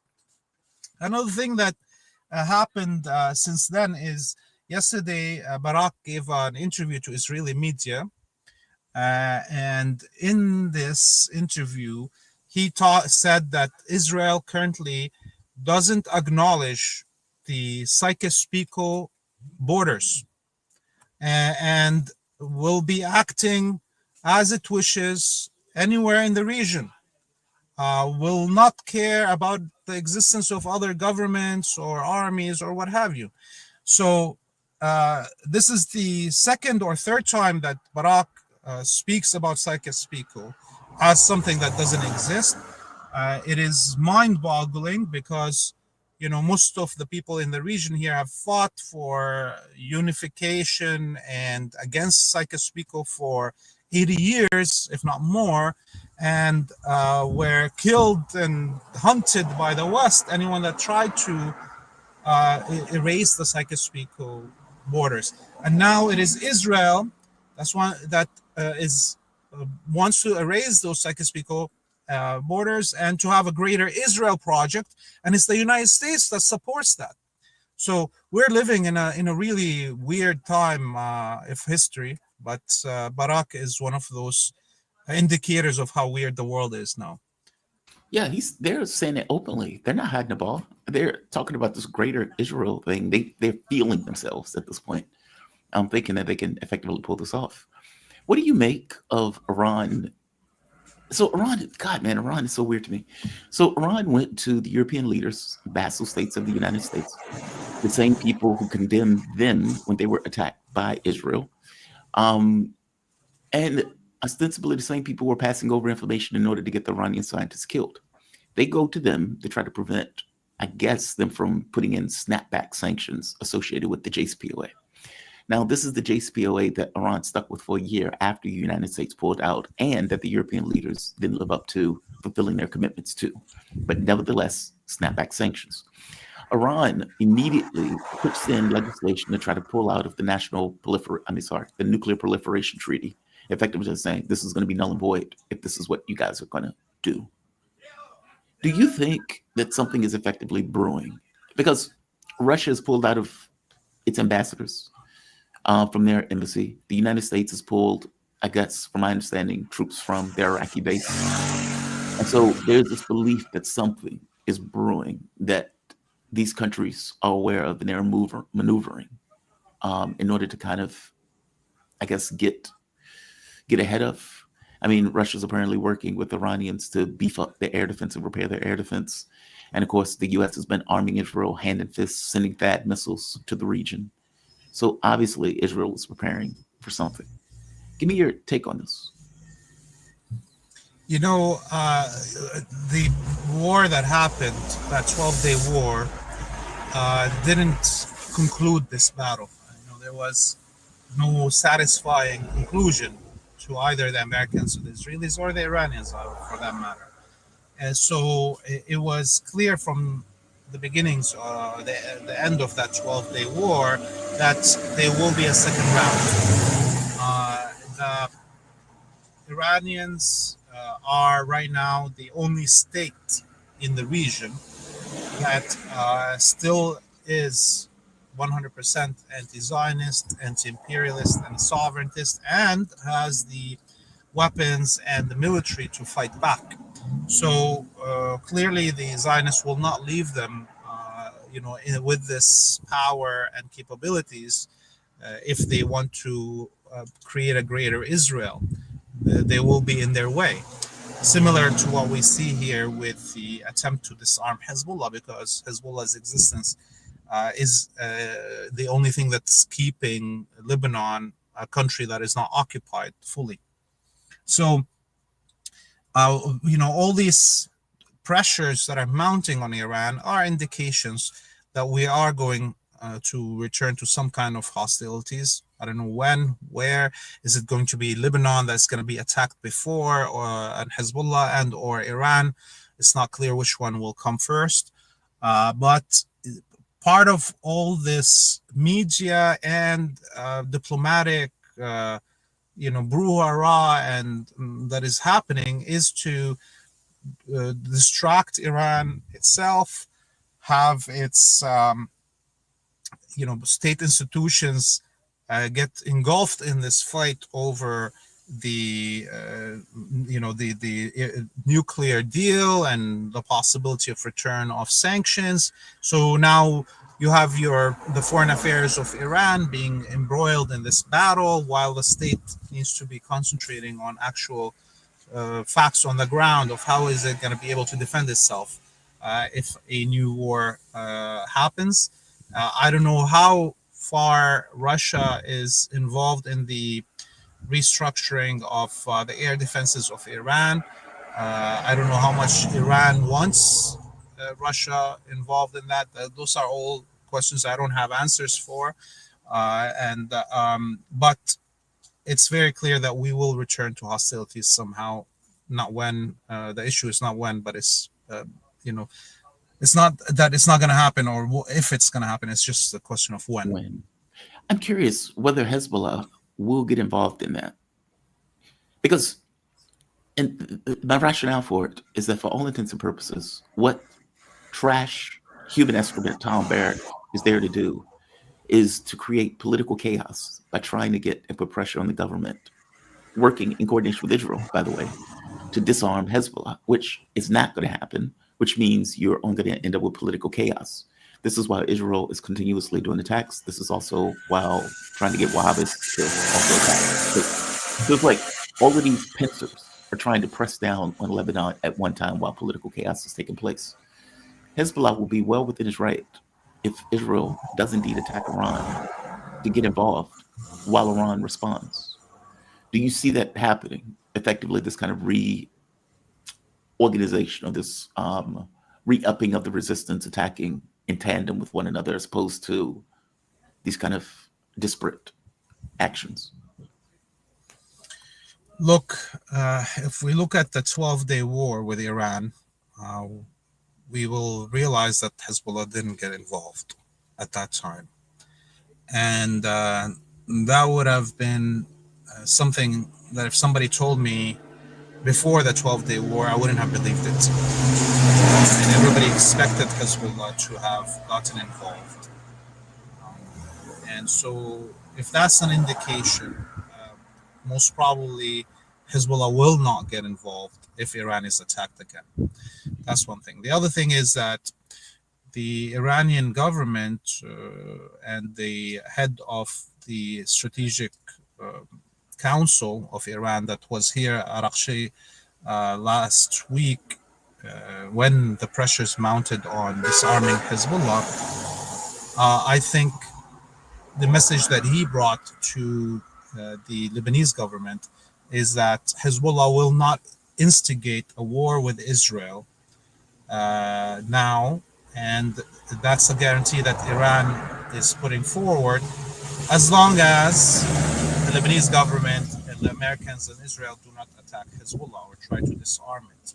So those are things that people wouldn't have dreamt of a year ago. The damage, the losses that Hezbollah has suffered require it to reorganize and rearm and restructure itself. And the regional situation has changed with the fall of Syria. So the supply route non-existent through Syria, for instance, and or the fact that these Wahhabi death squads right now are on the borders of Lebanon. Those are all things that indicate that Hezbollah is not going to throw itself into a war, but it will defend itself if it's attacked. Now, I think Hezbollah has already reorganized and has rearmed and has now new plans of how to defend the country differently than it did last time, and what things may trigger it starting a war. Okay, those are all, also things that Hezbollah is not going to announce this time. It's everything. Ambiguity right now is one of the main powers that Hezbollah has. Prior to Al-Aqsa flood, Hezbollah bragging about its efforts was a deterrent. Now, the deterrent to the Zionists is not knowing what the hell is going to happen if they attack Hezbollah, and what capabilities does Hezbollah have, or who are the new strategic thinkers in Hezbollah militarily, and what kind of plans they come up with. All of these things will remain, I believe, hidden until we're in the middle of a war. And that's a good strategy for Hezbollah for now. Do you think any of it has to do with, and I don't know this, which is why I'm asking it, Hezbollah feeling somewhat betrayed by Iran not getting involved when Hezbollah was attacked? No, I don't think so. Because you see, look, Hezbollah sees Iran as the most important base that has to be protected at any cost. That I see. As long as you have Iran, you can rebuild the smaller militias and factions and so forth around the region. But if Iran is damaged or falls to Zionist control, imperialist control, the efforts to liberate the region will be 100 years behind. Because this is a state, Iran is a huge state with a huge population, a lot of resources, and has been stable since 1979, and educated and graduated thousands upon thousands of scientists and so forth. So that's definitely the most important base to keep safe, the last. So Hezbollah was not going to expect Iran to come and fight on its behalf, or drag Iran in a war that it hasn't planned for.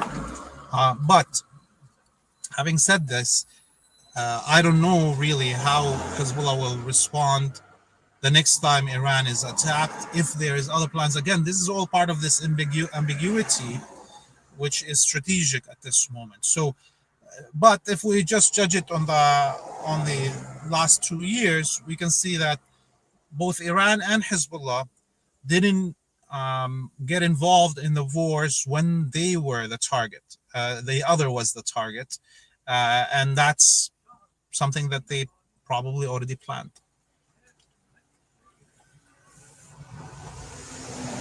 Considering what happened, was that a mistake? Meaning, was combining their forces a stronger entity against Israel as opposed to being this kind of diversification of concerns? Like, for example, going from one country to the next, to the next, to the next, to the next, where each country could see itself getting destroyed, but not doing anything in tandem.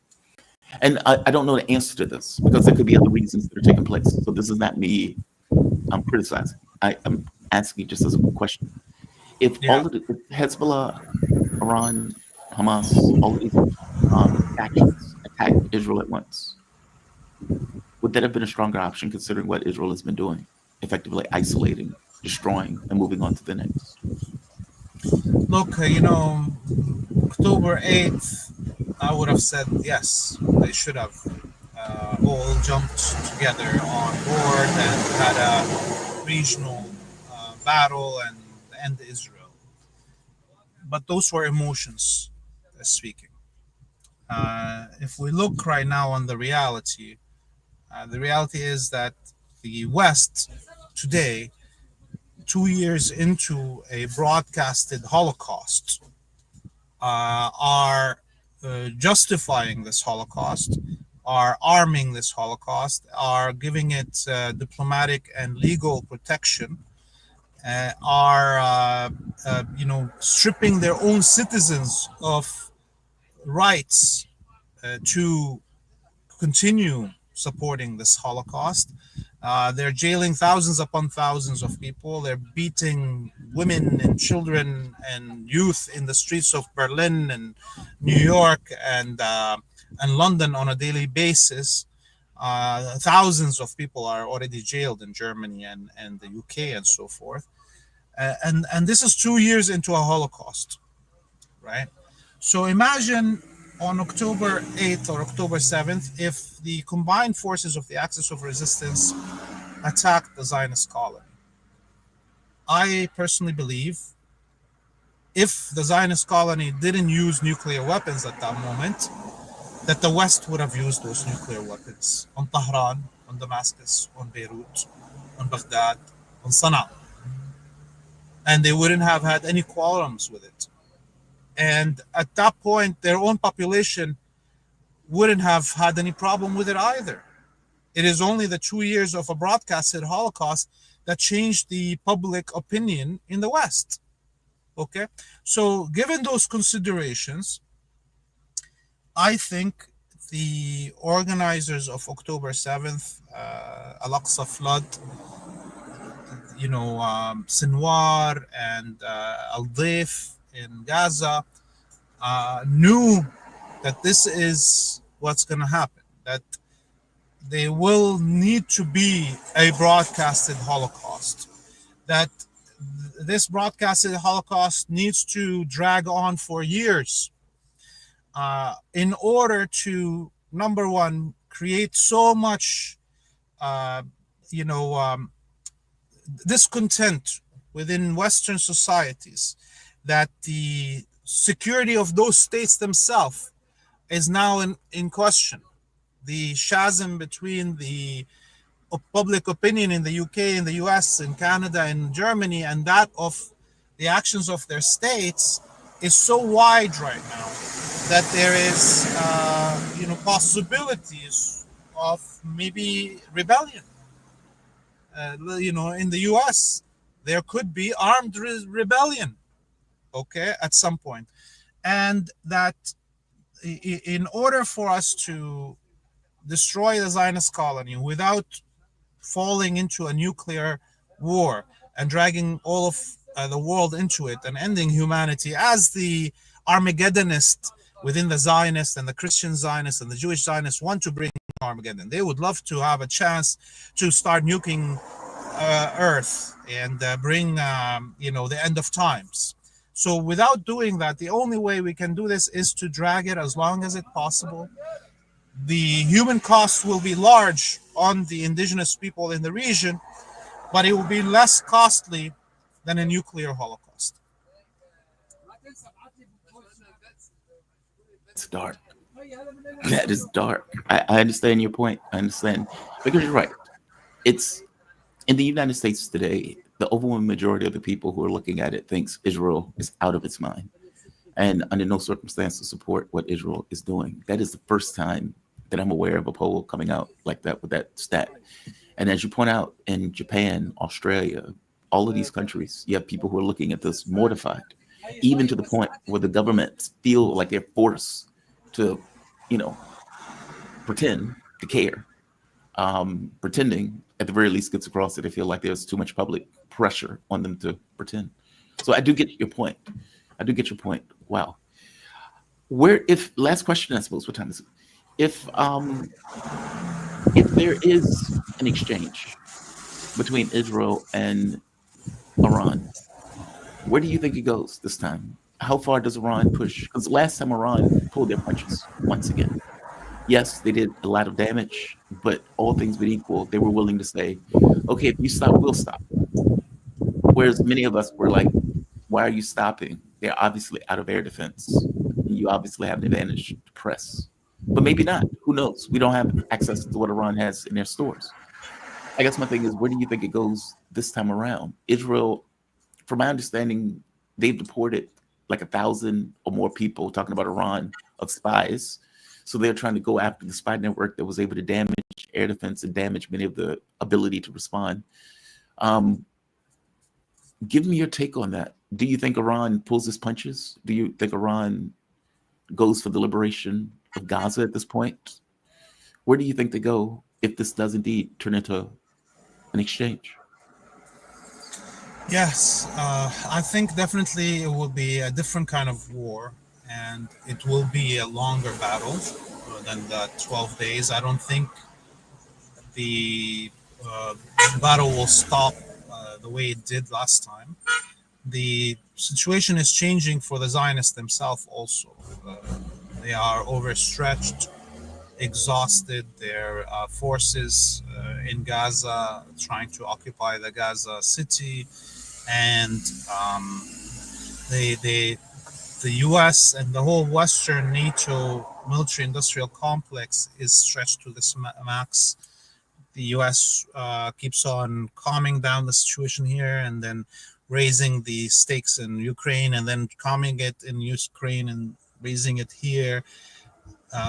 You know, I think if there is another war, and that Iran is part of this war, although in my opinion, I have a feeling that there will be an attack on Lebanon before there is an attack on Iran. But if there is a war on Iran, this time there will be much bigger destruction. I think the United States will have to do something different than it did last time, and that maybe this time Iran will also target infrastructure in the region of countries that are vassals of the US, like the oil and gas fields of the Gulf kingdoms. You know, will it be the last war? I don't know. I have a feeling that in general, look, there's one more year maximum in the life of the Zionist colony. And I'm not saying this, you know, out of just hopes. I'm saying this because of looking at the reality, those tectonic shifts that we saw in the West, the opinions of the populace, the total loss of control of media by the Zionists. I don't think they're even trying to win any propaganda war anymore, the Zionists. So those are all indications that we just need to drag this for another year and it's all over. The Zionist forces on the ground are exhausted. The old have either died on the battlefield, and now you have crazy fascist youth from the settlements in the West Bank that are being thrown into Gaza, that have no strategic understanding of things and are just making things worse in terms of the image of the Zionist colony through their real animalistic and satanic behavior in the strip. So I think this existence of the Zionist colony is nearing its end. Will they trigger a war with Iran that will give them an excuse to use nuclear weapons just to save off the collapse of the Zionist colony?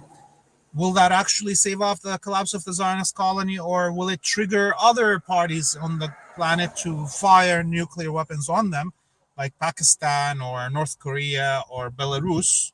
So those are, you know, no matter what, it's clear the end is near for the Zionist colony. It's just, I personally still cannot imagine how this ending is going to unfold or how bloody it's going to be.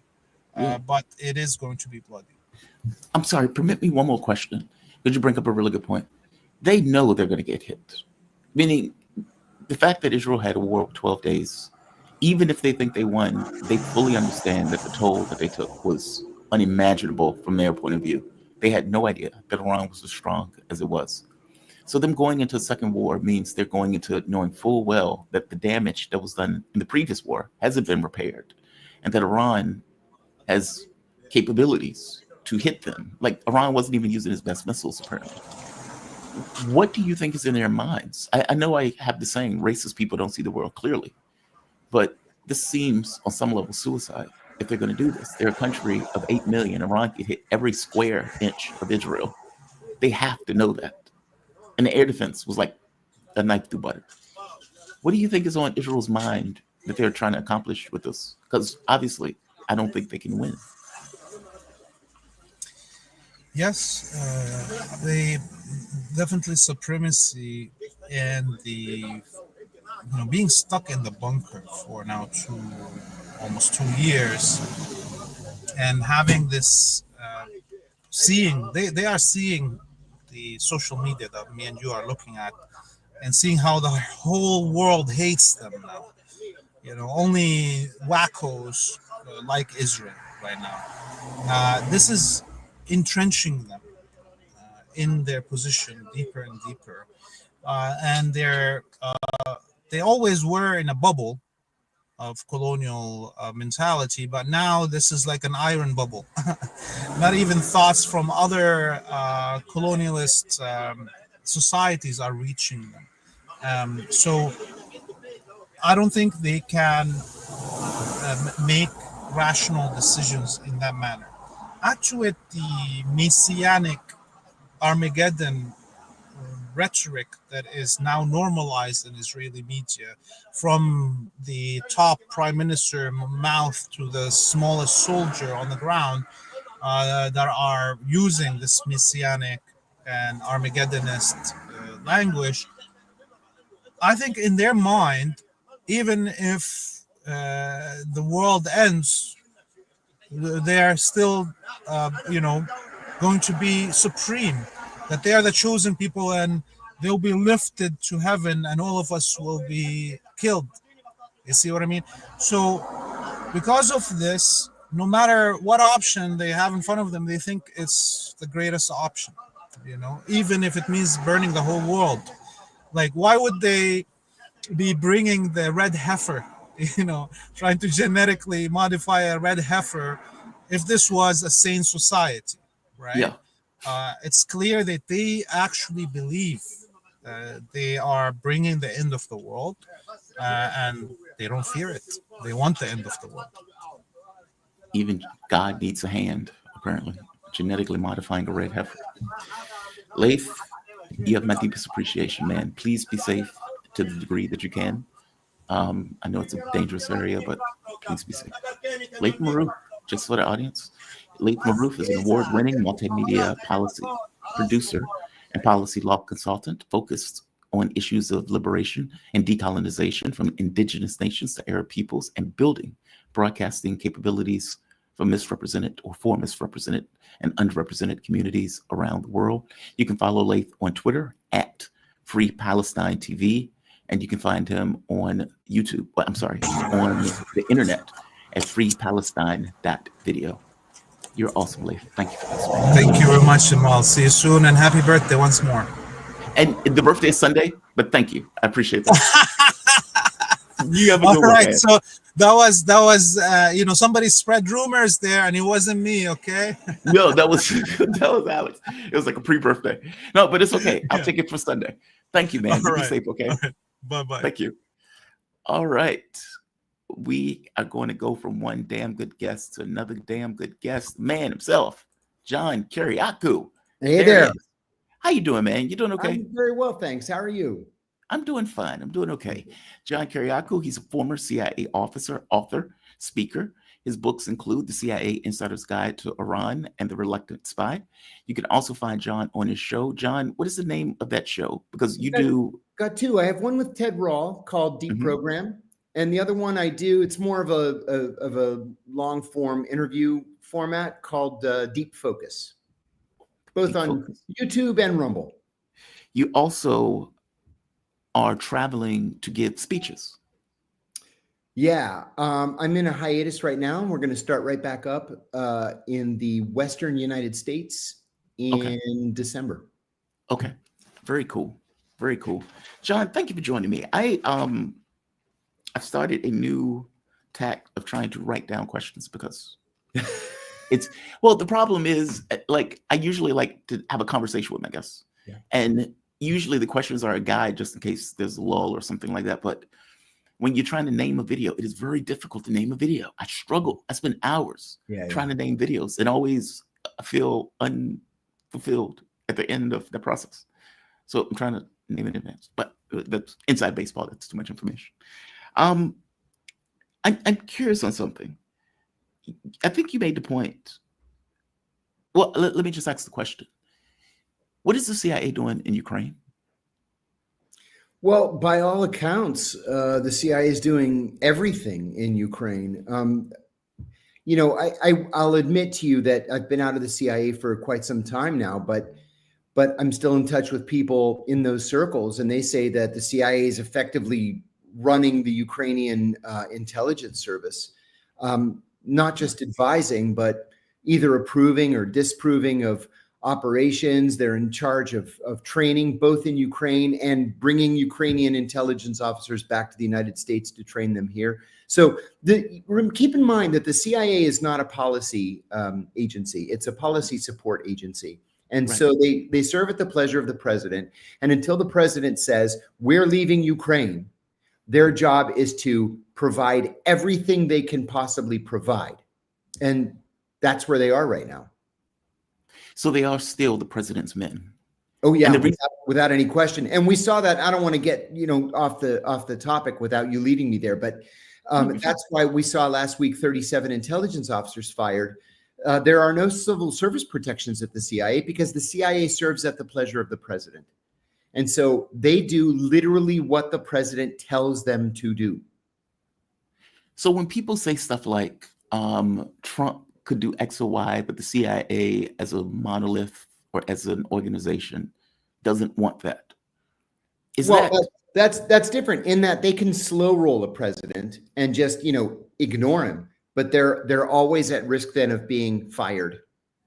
There's no like panel that they can go to within the civil service to say, hey, I was illegitimately fired. And, the president doesn't have the right to fire me because of the Civil Service Act of 19, whatever it was. They don't get those kind of protections. So, we're talking about one of two things. As far as the deep state goes, if they get an order that they don't like, they can sort of just move so slowly that they can delay it as long as, until the president is no longer president anymore. But in a case like Ukraine, where there's a hot war taking place, they do as they're told. Interesting. So it's not the CIA has a point of view and the CIA is pushing back on Donald Trump in some capacity of trying to end the war. It's not that. It's all things being equal. You will function there and you will do the job for the entire duration of that war until I pull you out from doing the job. Yeah, it was like the Iraq War, Jamal, the second one, where the battle lines internally were clearly drawn. It was the pro-war factions were the National Security Council, the Office of the Vice President, and the Office of the Secretary of Defense. The anti-Iraq War organizations were the CIA, the State Department, and the Joint Chiefs of Staff. And it was because the CIA had been single-mindedly focused on finding and killing Osama bin Laden. They didn't want to be distracted by going into some unnecessary war in Iraq. They wanted to stay in Afghanistan and destroy Al-Qaeda. But the policy decision had been made, and they were told, you're going to fall into line, and they fell into line. On a daily basis, when you were at the CIA, what did your job description look like? I'm trying to get an idea on what is the day in the life of a CIA spook. And for that matter, the same thing in Ukraine. They get up in the morning, brush their teeth, get breakfast, go to an office. What's that? It varies widely. Let's say during the Iraq War. During the Iraq War, I was the executive assistant to the CIA's deputy director for operations. And so our job was to prosecute the Iraq War. And so, get up every morning, 2:45 a.m., which was tough, man. It took me a good 3 weeks to get used to that kind of schedule. 2:45, I'm at my desk by, 4 o'clock, 3:45. And I start going through the 10,000 cables that had come in overnight. I whittle those down to between 5 and 10 that were important enough for the director and the deputy director to hear. And then I wait until, there's a mosquito that is no longer alive. And then I wait for the deputy director to come in. I brief all of the deputy directors at 7 o'clock. I brief the director of the CIA at 7:30. And then I start my day. I've already worked half a day, but I start my, the rest of my day, which was coordinating with the State Department, with the Defense Department, with the Office of the Vice President, answering presidential requests, sending cables to the field, answering responses from the field. You make a quick trip to New York to talk to the United Nations, the CIA contingent at the United Nations. You make sometimes a quick trip to London or to Kurdistan or wherever, just to make sure people have the weapons they need, people have the equipment they need, they have secure communications that they need. And then you get the odd request. I got a request from Vice President Cheney one time, and he wanted to know what the longest airstrip in northern Iraq was made of. Yeah, and I was like, what? So nobody in operations knew. They were like, what? And I kept saying, it's from Cheney. Like, Cheney specifically wants to know. I said, I don't know the answer. So I ended up having to enlist the CIA librarian, and she said, I can find this out. And within 24 hours, she told me exactly what it was made of and what the mix consisted of. And it was this much, concrete and this much, I don't know what. And so I wrote this memo and I said, and the reason why they wanted to do that is because they wanted to fly in tanks. And they wanted to know if the runway was solid enough to handle the weight of a plane carrying 2 tanks landed on it. Wow. So every day it was something different. Now, when I was in counterterrorism, it was different still. I'd go into work every morning at 7, and I would always start my day by reading the cables that had come in overnight. And that usually took a couple of hours. But then my boss would come up to me and say, can you brief this group today? Can you fly to Cairo this afternoon? Can you, brief the director on XYZ program? Can you go to the State Department and get them off our backs? That kind of thing.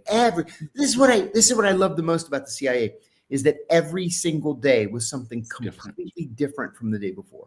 That's what kept me engaged. Does the president know what is happening on the ground in relation to the CIA, or is it just an order is given and they just follow the order as understood? It depends on the president. So George H.W. Bush, absolutely yes. He had such a deep love of intelligence, having been the director of Central Intelligence himself. That's right. That he wanted to know every single detail, every detail. And so he was briefed constantly, 6 days a week. Bill Clinton didn't give 2 shits about the CIA or what it was doing. He was briefed twice in his 8 years as president. So what was the CIA doing? They were just like, how does that work? How they just went rogue? He would give these overarching orders and then trust Al Gore to implement them. So Gore was briefed all the time. Clinton wouldn't, Jim Woolsey, who was Clinton's first CIA director, once famously said that Clinton wouldn't know who he was if they bumped into each other in a room. His own CIA director. And then, of course, after Clinton was Bush, really it was Cheney that ran the country. So Bush was pretty well aware. Cheney was intimately, dangerously involved. And then Obama was deeply involved. Trump didn't give a shit about intelligence. So he doesn't know what's going on. I mean, this is basically basically status quo, whatever that means in the thing. Wow. If the CIA wasn't in Ukraine, what would happen? Would it collapse? I mean, is there any device, edifice? Could MI6 replace what the CIA is doing? No, not on a paramilitary training basis. If the goal were to recruit spies to steal secrets, which is what the CIA originally was supposed to do, sure, they could be replaced by any number of services. And but what the CIA is training them in is paramilitary operations. So I suppose you could. Oh, okay. Yeah, I mean, SAS could do it, which is British Special Forces. The French could probably do it if they were so inclined. The Israelis definitely could do it, but they're bogged down. Yeah. Honestly, Jamal, I don't think there would be that much of a difference if the CIA weren't there anymore. Really? Yeah, because I think that for all intents and purposes, the war is winding down. It's a stalemate. We've all said from the very, very beginning that if there's going to be peace, it's going to be with the proviso that the Ukrainians cede territory. And I still think that's the case. I think that's John, how it this doesn't. is going to end.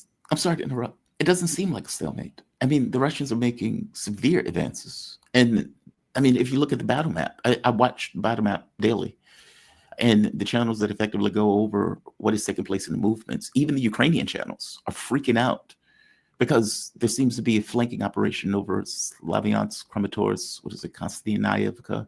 Sure. Um, But what I'm saying is that if the original Russian goal was to take out the Ukrainian leadership and to threaten Kyiv, they're not really doing that anymore. I think the Russians are solidly secure in the ethnic Russian areas of Eastern Ukraine, certainly in Crimea, and the Ukrainians are going to lose those territories.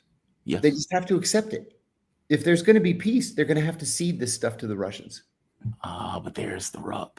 I As you know. point out, the CIA is training paramilitaries. Yes. And you have to ask, what are those paramilitaries for? Yeah. Is it with the They're thought for of guerrilla making warfare. the Russians?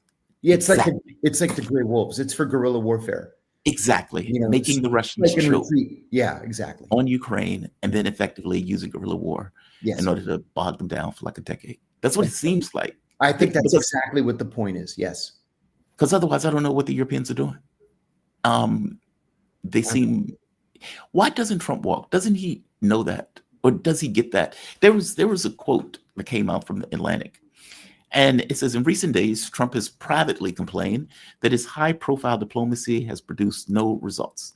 I love this, right? Because for the last several months, I've been saying stuff like, the Europeans seems to either be delusional or they're trying to bog the Russians down with this idea of having guerrilla war for 10 years. Trump seemed to believe, if this is true, that, well, I can get these sides to come together. I'm the deal maker. I can make a deal. Right. Which is what makes him so angry. That the Russians are just doing what he's telling them to do. And the Europeans. Yeah, and the Europeans. Right. Yes. Because he's like, Zelensky needs to be more flexible. I have no control over the Russians. You're the person I have control over, and you're the one that's losing the war with us also, right? He says, in recent days, Donald Trump has privately complained that high-profile diplomacy has produced no results. Some officials close to the White House told the magazine he has directed, quote, some frustration, unquote, at Zelensky and the EU for being unrealistic in demands, saying Ukraine would need to give up some territories to end the conflict, the source claimed, quote, he just wants this over with. It almost doesn't matter how, unquote, a senior official said. Mm-hmm. I accept that to be true because that's what I thought was true. He's sick of this war. Agreed. He wants it over with. He wants it over. My question to you is, why doesn't he just walk? He could walk. He could tell the CIA, hey, we're out. No more intelligence. No more weapons. I'm not selling Europeans no more weapons. I'm out. All of you are horrible people. I'm done. I'm Trump. Go to my golf course. Yeah. He could do that. Yeah. My question is, why? I think for two reasons. Number one, it would make him look weak. He would go down in history as the president who lost Ukraine. Number one. Number two, he's the grand deal maker. Yeah. He wants to make that deal. Well, actually, and there's a third reason, and we all know what it is. He desperately wants to win the Nobel Peace Prize. Everybody's talking about it, right? He negotiated the deal or forced the deal between India and Pakistan, between Congo and Rwanda, between Thailand and Cambodia. If he could bring a peace deal between the Russians and the Ukrainians, he really believes, Palestine aside, he really believes he would be competitive for the Nobel Peace Prize. And he's furious that Barack Obama won the Nobel Peace Prize without deserving it.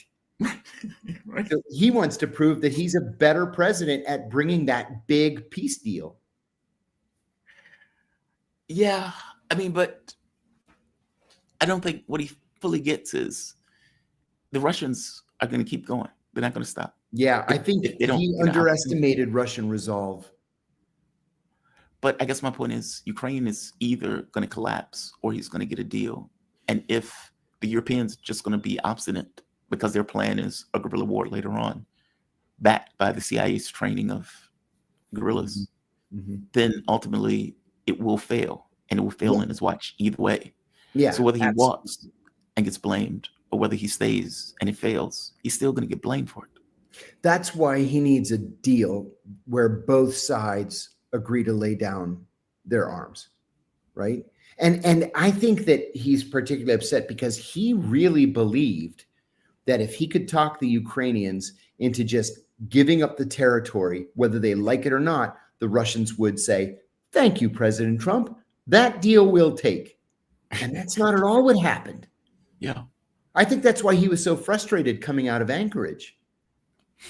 That was supposed to be the deal that the grand deal maker from The Art of the Deal was going to make.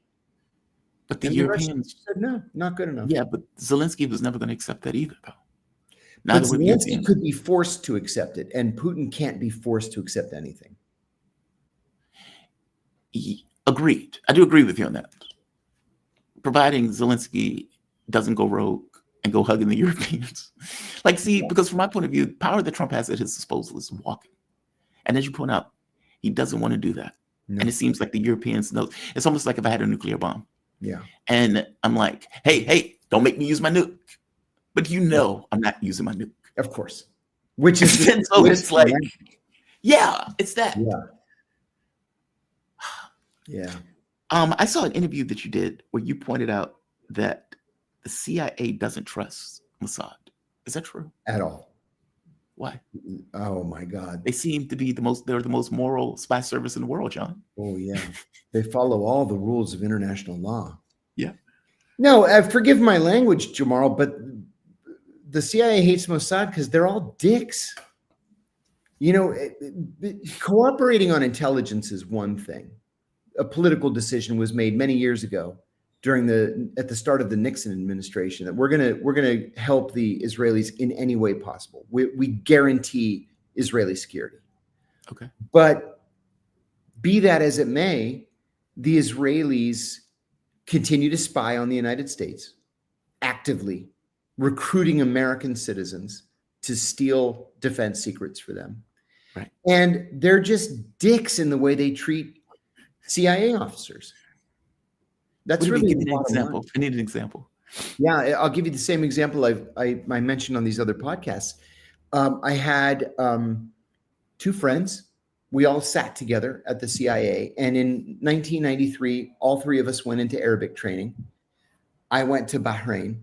And my colleagues got married and went to Jerusalem. Now, they were both declared to the Israeli Mossad, meaning the Mossad knew them as CIA officers. The station chief took them to Mossad and introduced them and said, "You know my officers. They're not here to spy. They're both analysts. The husband is going to go to the university and study Arabic. The wife is going to work in the station just collecting biographical information on Palestinian leaders. No threat to you guys." So the ambassador had a welcome party for them at the residence in Tel Aviv. And when they got back to their house in Jerusalem, somebody had rearranged all their living room furniture while they were gone. Now, that's just a dick move. But it's like, okay, all right, you guys can break into our house and do whatever you want. We get it. Fast forward to Christmas. The ambassador has a big Christmas party. They go to the Christmas party. They come back to their house, and people had taken shits in all of their toilets and left it on the floor. Oh, that's so gross. Yeah. That's so gross. Yeah.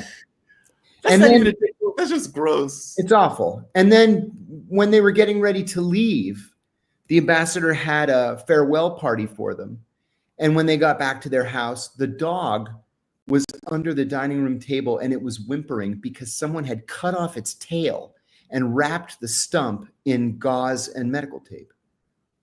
And I had other CIA friends who were declared to the Israelis. They would go to Jerusalem to have liaison meetings with the Israelis. And one of them went in December, decided to go to the Old City and do all of his Christmas shopping. And then just before he left for the airport, somebody went into his hotel room and stole every one of the presents. Like, why do you do stuff like that? And then the station chief has to go to the Mossad and say, look, stop screwing around with my people. It's rude. It's bad for relations. And they're like, okay. And then they'll back off for a year or two. And then they start doing it again. And they do it just to screw with us, not for any other reason. No other service does that. No other service. Does America spy on Israel? Absolutely not. Why not? It's a hard and fast policy. Why? Because AIPAC says not to. Are you serious, John? Really, that's what it comes down to. It would be bad politics. They spy on us. Yeah, they do. Actively spy on us. It's the CIA. Mm-hmm. They spy on everybody. Yeah, not on the Israelis. Not even with a wink and a nod. No, doesn't happen. John, that's mind-blowing. It's awful. It's a terrible policy. That is mind-blowing. I can't believe that that's the entire world. You know what, Jamal? I was on a panel recently with Piers Morgan. Piers Morgan held this panel, and it included Scott Horton, who is one of the most brilliant people I've ever engaged with on these issues. Scott and I were on the one side, and the other side was Alan Dershowitz and General Danny Ayalon, who was the head of Mossad. And I told them what I just told you, and I said the Israelis are actively spying on the United States. And Pierce said, General Ayalon, is that true? And he goes, no. And he said, well, what about Jonathan Pollard?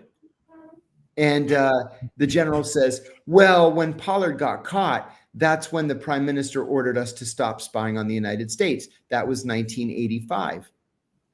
And I said, that's funny, because in 1990, I got a briefing from the director of security at the CIA saying that Israel was one of the most active countries engaged in espionage against the United States in the whole world.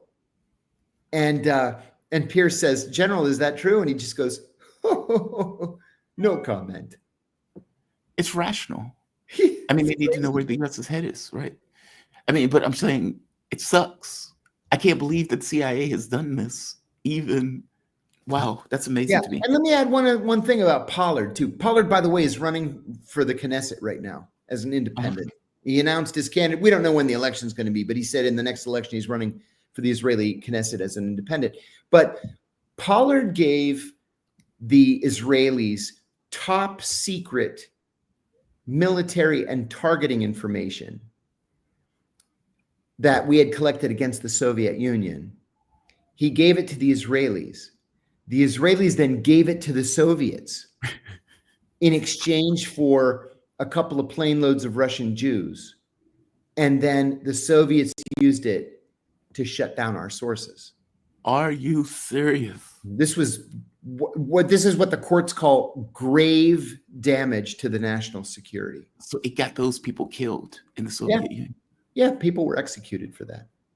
And the U.S. still is like, we're a great relationship. All right. Wow. Yeah. What condition is Israel in right now? Are they overextended? I believe that they are. And I think one of the things that we're underestimating in the American media is the degree to which Israeli citizens are now objecting to ongoing military operations. You know, there was a demonstration in Tel Aviv the other day that was several 100,000 people. It was gigantic. Israel doesn't have that many people. It's only, what, 7.8 million? That's exactly right. People are tired of being called up, reserve units called up constantly to go to Gaza and fight. They're tired of the expense. They're tired of the deprivation. They're embarrassed by the crimes against humanity and war crimes that the Israelis are committing.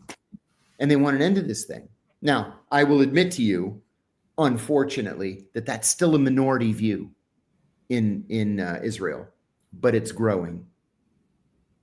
So, okay, so if you were still an analyst and you had to get an assessment of what was taking place in regards to Gaza, what would that assessment be? Would it be we can carry this on and because they're still extending into Lebanon, they're still extending into Syria. Oh yeah. They're still going with this idea of we have our moment to create our greater Israel project. So that's what we're going to do. We're going to create greater Israel.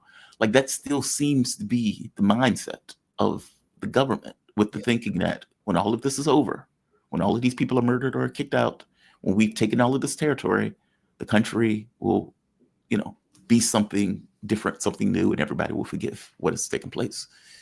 I mean, what would be your assessment of what is taking place on the ground in regards to, I guess, their capability of continuing to go this route?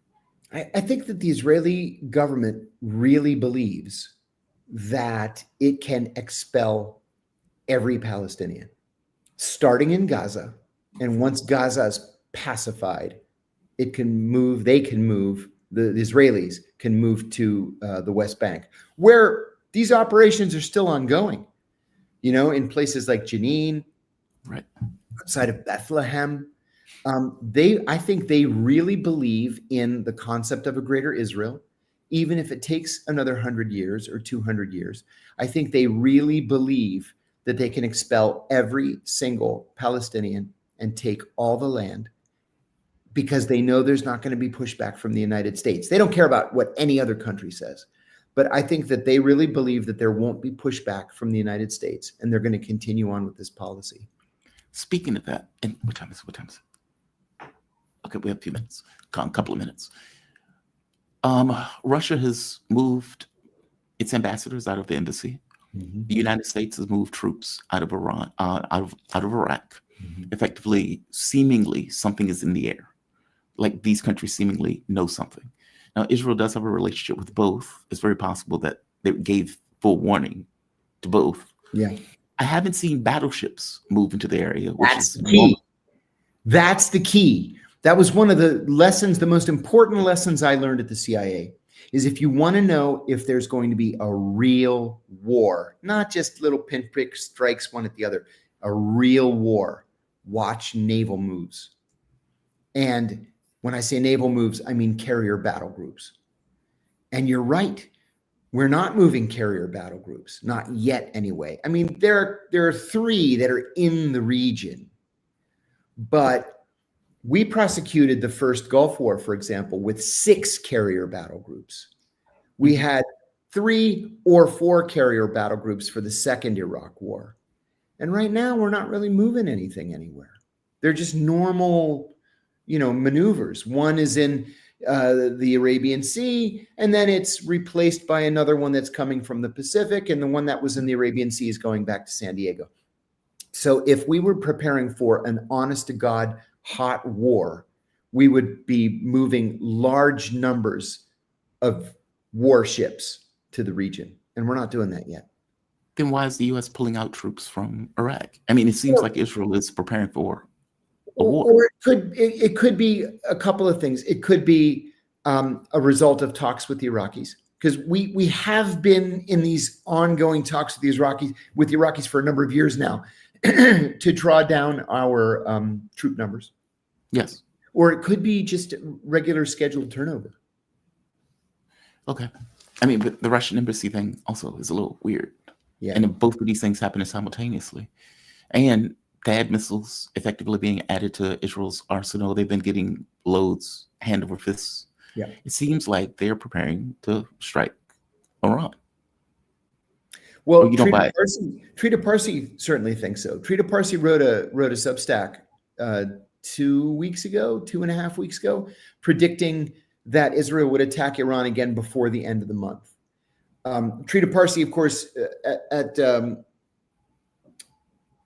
where's Trita? Is he at the Hoover Institute? Anyway, Trita Parsi is one of the foremost thinkers on this issue out there in the Western world. So if he says there's going to be a war, I would have to put money on the fact that there is going to be a war. But here we are on the 29th, and it hasn't happened yet. Not to say it can't, not to say that it's not going to be the first week of September or the first week of October. Yeah. But I think if I had to bet money, I'd say, yeah, there are going to be hostilities again. Yes. Will the U.S. back Israel? Because all things being equal. Yeah, of course. So, and I have to say, you know, if I were Donald Trump, I would think, you know, these Israelis are embarrassing me because we keep telling them, you know, we want to talk to the Iranians, and every time they bomb Iran, the Iranians cancel the talks, and now the Iranians are saying they're not going to be talks, and then the Iranians are saying they're going to pull out from the NPT. Yep. Well, if I were the president of Iran, I would pull out of the NPT. You should have. What good has the NPT done for me if I'm Iranian? The Israelis aren't members. They haven't acceded to the NPT. So why should Iran? No, agreed. If the Israelis have nuclear weapons and they're pointed at Iran, how do the Iranians protect themselves? The only way you can protect yourself is to develop your own nuclear weapons. Yeah, but that's a rational argument, John. This is not about rationality. It's about power. Yeah. John, thank you for this. I really do. I really appreciate it. Your knowledge of this stuff is so fascinating to me, just because of the experience and the life that you've lived. And so it's we don't know what goes on behind the veil. And in some sense, you give us a peek behind the veil. One day I saw you on the UFO channel. Oh man, I was like, oh my God. Yeah. Oh, I forgot about that. That was fun, actually. I enjoyed that. I'm gonna have to pick your brain on that one day, because I would imagine you may have some fascinating insights. But thank you for this, man. John Kiriakou. John Kiriakou is former CIA officer, author, and speaker. His books include The CIA Insider's Guide to the Iran Crisis and The Reluctant Spy. You can follow John on Twitter at John Kiriakou. You can learn more about him at johnkiriakou.com. And you can find him on, I just wrote that thing down, what is the name of it, John? Oh, we've got Deep Program and Deep Focus. And Deep Focus. I'm going to write it into the thing. Thank you for this, man. You be safe, okay? You too, buddy. Bye-bye. Bye-bye.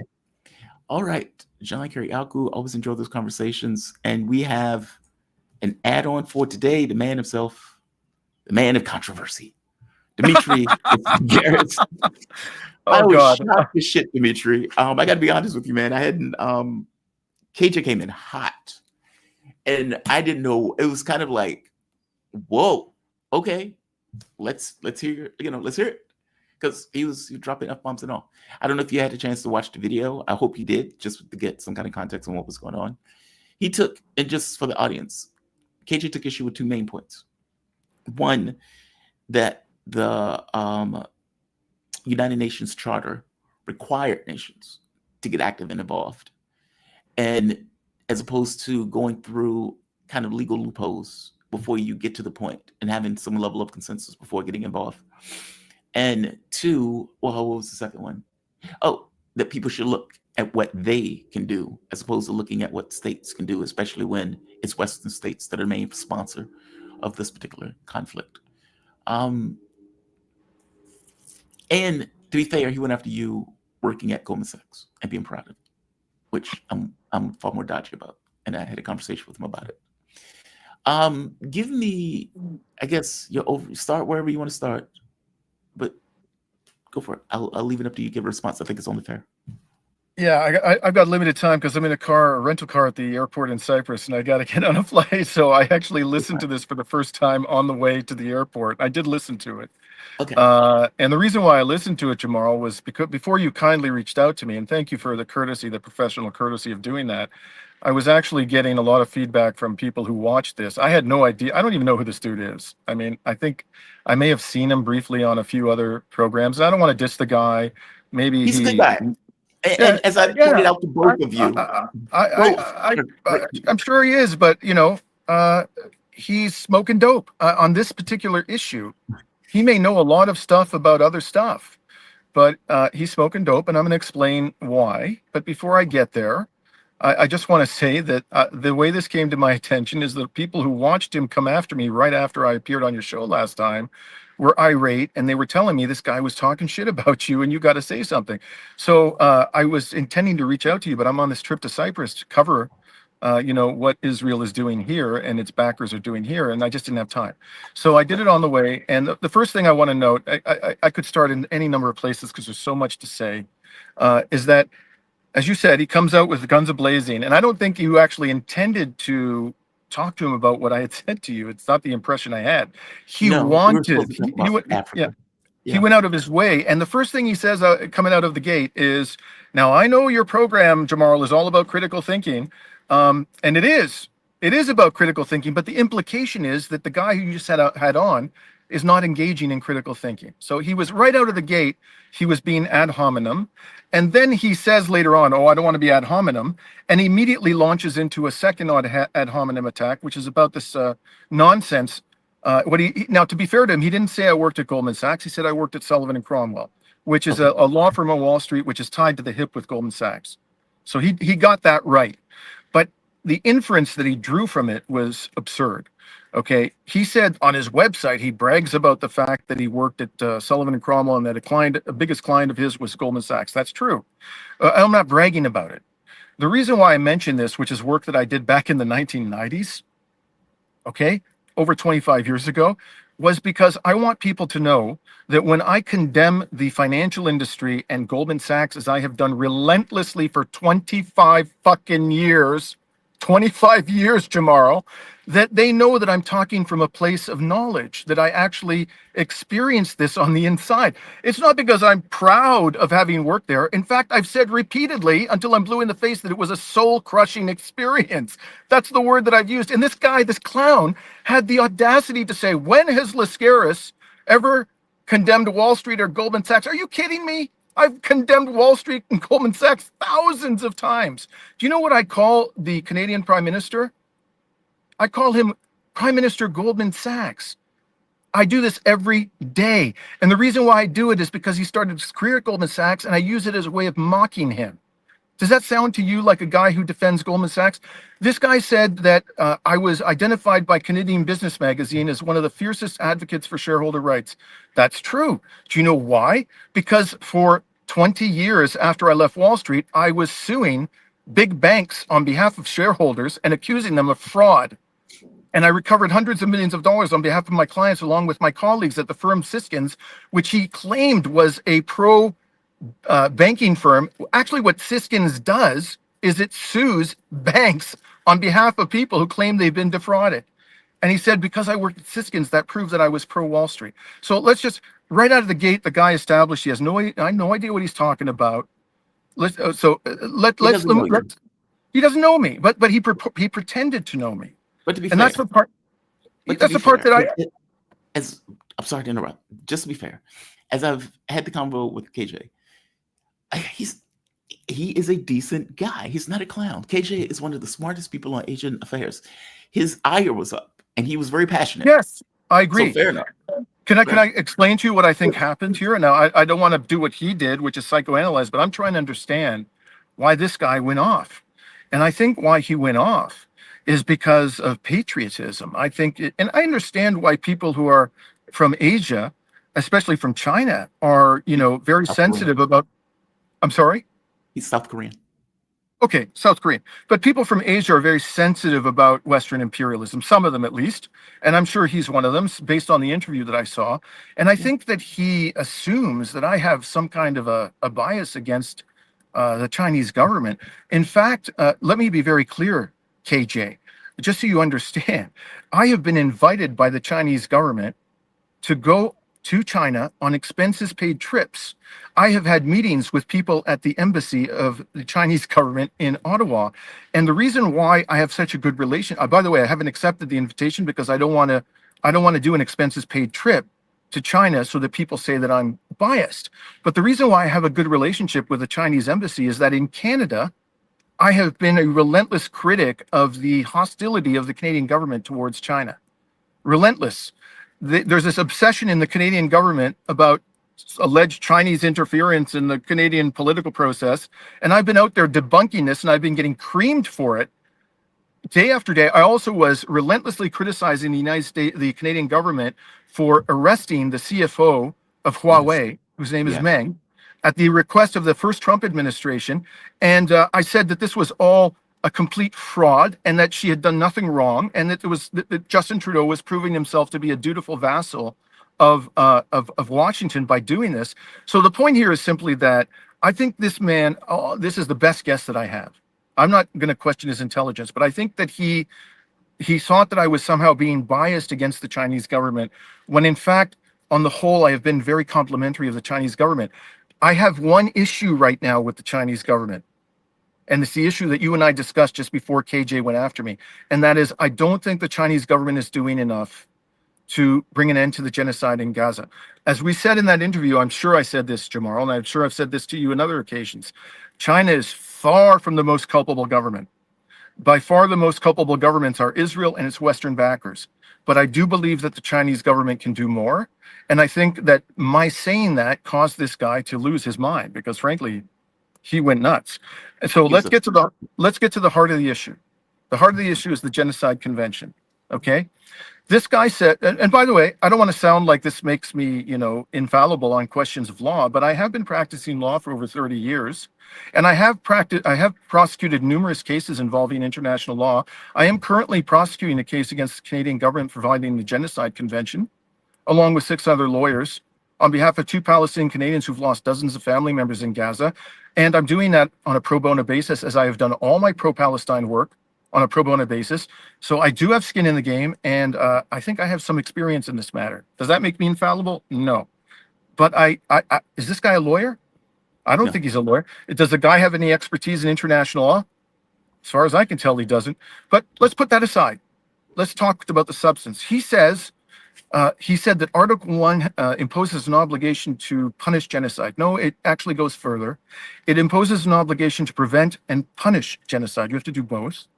And then he said that the Genocide Convention, he argued, it prohibits states from taking action against states. There is absolutely nothing in the Genocide Convention which prohibits states from taking action against states. There are provisions which mandate that states take actions against individuals, but Article 1 is not confined to action against individuals. It is a broad-based obligation to prevent and punish genocide, and it extends to action against states. Okay, but let's suppose that he's right. He's not. He's dead wrong. And you can ask any accomplished international lawyer. I'm confident they'll tell you the same thing. The Genocide Convention obligates states to prevent and punish genocide by taking action against states that are perpetrating it or complicit in it, not just individuals. But let's say he's right. Has the Chinese government taken any action against individuals?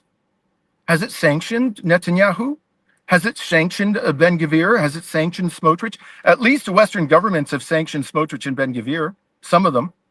Now, those are grossly inadequate sanctions. I've said this repeatedly. It's a joke, but still they did that. Has the Chinese government even done that much? So again, China is not anywhere close to the most culpable party in this horror. Right. But my simple argument is it can do more, and it is obliged to do more. It's as simple as that. I don't know why anybody would go off with that simple proposition. And even if you disagree with me as a legal matter, why wouldn't you agree with me as a moral matter? I mean, seriously, isn't he troubled by the fact that China is like the largest or second largest trading partner with Israel? Does that trouble him morally? I think the issue for him more so was this, what I suspect is a constant refrain that China is being singled out. And I think what it boils down to is China is becoming a superpower. And because it's becoming a superpower, people look to, like, nobody, like, you're not making this argument about Ghana. Like, Ghana should do more. Ghana should, sanction Ben Gvir, because Ghana is not a superpower. Ghana doesn't have the capabilities of doing that. Whereas China is coming into its own. And so it is being seen as this kind of peer nation with the other superpower that's on the planet. And I think his point is, like, why is everyone picking on China? Like, but I'm not. But I'm not. Come on, Jamal. I can count on 2 hands the number of times I've criticized China about this, and every single time my criticism was modest. I condemn Western governments every day. I'm saying every day for almost 2 years, 10, 15, 20 times a day. So why is he coming at me? I'm not picking on China.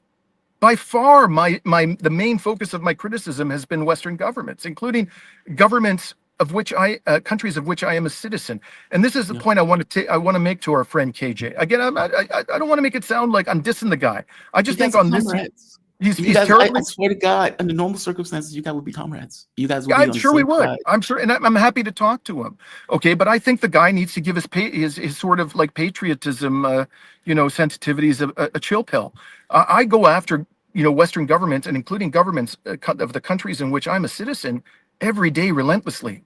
Yeah. I don't give a damn who's violating international law, who's flouting their obligations. This has nothing to do with patriotism. My first obligation is to humanity. And so we have an obligation to call out the states that have the ability, whether it's morally, legally, they have the ability to do something. China does have the ability to do something, and it can and should do more. And the last thing I want to say is the stuff that he was saying about Yemen, like, he was saying that China's providing the targeting data to Yemen to strike Israel. Where's the evidence for that? If that's the case. I can show you the documentation for that. In fact, I got into an What is argument it? with someone. What is it? I got into an argument with a guy on, ironically, one of my other guests who attacked KJ for getting the information about Iran wrong. And I pointed out that even Reuters was reporting that they were providing targeting data and they were providing materials. Okay, Reuters Yes. hates China. Reuters would think that that's a way to make China look bad. So hey, look, if it's true, I can't say it's not true, but the fact that Reuters says that doesn't amount to a hill of beans. Okay, fair enough. I'm just pointing out that it has been reported that China by has been Reuters. giving them Okay, but targets. has China said this? Has Yemen said this? No, they haven't said it, not to my knowledge. And furthermore, yeah, okay, and that doesn't mean that they aren't doing it, but they haven't. There's no confirmation of it from either Yemen or China, and Reuters is not a credible source unless they've produced actual, reliable, credible documents which prove this to be true. And there is another possibility: Iran might actually have the targeting data, and Russia might be providing the targeting data. So I'm not saying that this is false, but he said it like he's absolutely confident of it, and I don't think that there's actual credible evidence of this. And then he said that China is providing air defenses to Iran. Well, the Chinese ambassador to Israel gave, as I've talked about several times in my program, gave an interview to the Israeli media a few weeks ago in which he, came pretty close to denying that. He came pretty close. He said, I don't think, he said, I'm speaking for myself. I'm not speaking for the Ministry of Defense, but no, I don't think we're going to be providing any air defense systems to Iran. So again, that doesn't prove that they're not doing it, but where's the evidence? And finally, even if they are providing air defense systems to Iran, how is that going to stop the genocide? We're talking here about stopping the mass slaughter and starvation of Palestinians. Providing air defense systems to Iran is not going to stop this mass slaughter of Palestinians. I mean, the Iranians were striking Israel for 10 days, mercilessly crushing Israel. Did that stop the genocide? No, you have to go after them where it hurts. You have to strangle their economy. You have to cut off the flow of weapons. You have to cut off the flow of components for weapons, electronic components. You have to sanction those bastards who are slaughtering these Palestinians, mercilessly sanction them, prevent them from engaging in financial transactions to the maximum extent possible. That's what every single state, including China, has a duty to do, both as a matter of morality and a matter of international law. And I hope our good friend KJ will reconsider his position. I say this, the last thing I want to say about this, Jamal, subject to any further questions you may have, is I'm not worked up about this because he came after me. I'm worked up about this because by poo-pooing the idea that that China and other non-Western powers like Russia, it's not just China. We've also talked about Russia, okay, and India, which actually is helping in a very active way in Israel. Okay, all of these non-Western countries, as well as Western countries, have an obligation to act. And when people come out and say these sorts of things, they are basically giving major powers like China and Russia that have the ability to act a free pass. That's why I'm worked up more than anything else. And so I hope that KJ will reconsider his position. And if he wants to have a debate about this with me in a civilized manner, anytime, my man, bring it on.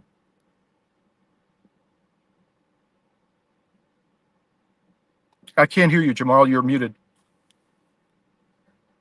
There we are. it's not just Reuters. There's multiple sources reporting it. Now, you can discount it if you want to and say, well, where's the proof? But if that's the case, then where are we, right? You can say, where's the proof on anything that we are distant and far away from, short of, we work in the context of media. Anybody can look at us and say, where's the proof of this? Where's the proof of this? How do you know this?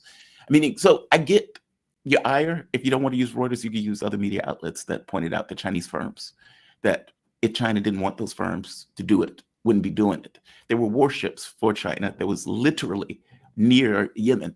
And so I know. I reported that myself. Exactly. So I don't necessarily think that's beyond the pale of possibility. No. Hey, I'm not saying it's not happening. I'm saying that I'm not convinced that it's happening. I hope it's happening, and it might be happening. But again, this is not addressing the core issue. The real issue is, for me, is why isn't China sanctioning Israel and its leaders? That's the main issue. Dimitri, I get that, but you brought that up as a point. And so I'm nailing that point down, saying that point is valid. That's my point that I'm trying to do. The larger point, fair enough. Let's put that to the side for a bit. I'm nailing down the individual points that you effectively brought up. Look, I agree with you, obviously, right? From my point of view, all of these countries are culpable for the fact that they're still working in coordination with Israel. I don't believe the Western governments at all when they come around and say, yeah, we don't like what Israel is doing. Wink, wink. Kind of what Joe Biden did for the last 3 years of his term. So again, when I've had this conversation with KJ before, I pointed out that I'm not picking on China. Sometimes people within the country, as I pointed out in that video, feel that their governments have gone rogue. And that in the same way that Germany was gone rogue, if I was a random German in a society, I would not have been able to do anything to change my country's tenor at all. They would have put me in a cage. I would have been forgotten. And all things being equal, the German war machine would have kept going until external actors got involved in order to stop the process. So it's not that I don't entirely disagree with you on this idea that other countries should be more aggressive, be it China, Russia, India, any other random country that's involved. We're not picking on China, is the point I'm trying to make here. It's all of them. China just so happens to be a superpower and the second largest trading partner behind the European Union, depending upon the way you look at it, from the standpoint of imports.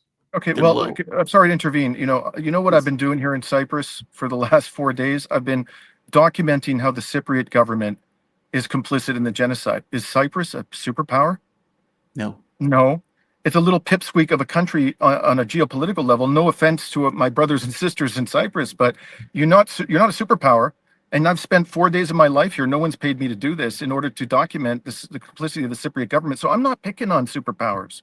I'm holding everybody to the same standard. And I readily acknowledge that China its culpability is far below that of Western countries, far below. Okay. I think, look, from my point of view, this sucks. Because from my point of view, both of you are fantastic guests. Both of you know your shit in regards to the areas to which you guys operate. And again, I think what it boiled down to is I think he felt like there's this thing of picking on China that he felt some kind of way about. And it came out in this kind of passionate defense and passionate argument. I agree with you in the sense that my point of view is not picking on China. I think I was talking to a guest yesterday, and I was like, what the hell does the law matter when Israel is breaking the law? Meaning, even if the law was set up in a particular way that forbade or disallowed action, so what? So what? They're breaking the law. They're literally killing people, right? So either way, for me, the law, international law doesn't exist. I think we've had this conversation before. So I get your point. I do get your point. I even agree with your point that it's not just picking on China. You're talking about all of these governments. I think he may have taken it that way. So I think he just might have taken it that way. I'm telling you, he is a great guy. He is a great guest. He knows Asia like the back of his hand. I'm not disputing any of that. I don't know the guy. I'm happy to take your word for it because I have a lot of respect for your opinion, Jamal. So if you say he's a great guy, I accept readily that he's a great guy. But on this particular issue, especially the stuff about the Genocide Convention, and secondarily what he was saying about my background with Wall Street and Goldman Sachs. That was beyond. And there was one other egregious error in there. He was saying, talking down to me, although he wasn't addressing himself to me, saying Israel is the United States attack dog, and My friend KJ, I've been saying this every day for about 10 years. I mean, Yeah. you go check out my commentary. I've said that Israel is a giant military base, US military base masquerading as a country. I have repeatedly used the phrase America's rabid attack dog in the Middle East. So again, he's saying shit about me without doing his homework. And all I would Yeah. say to this gentleman, whom I sure is, making a valuable contribution to the public discourse, is before you come after a comrade, maybe you should inform yourself, and then you can talk knowledgeably about the issues. That's fair. That's fair. I wanted to let you get your take because Thank you very much for giving me this opportunity.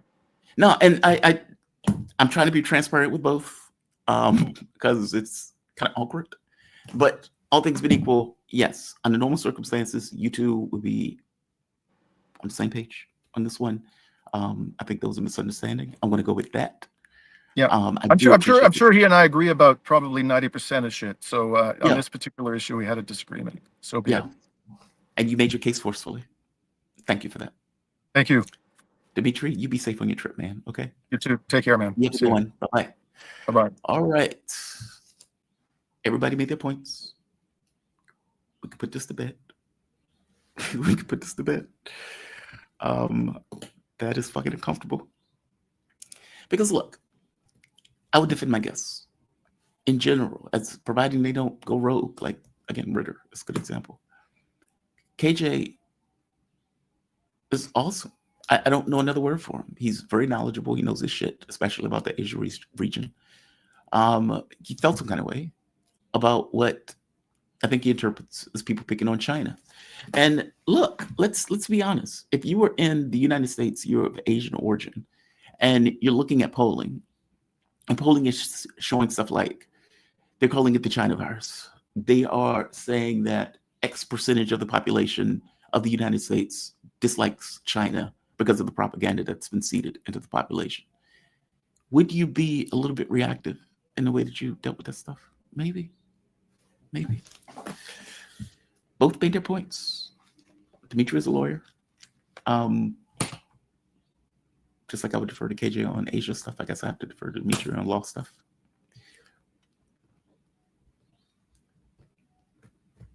Yeah, on the balance, obviously I feel all of these states should be engaged.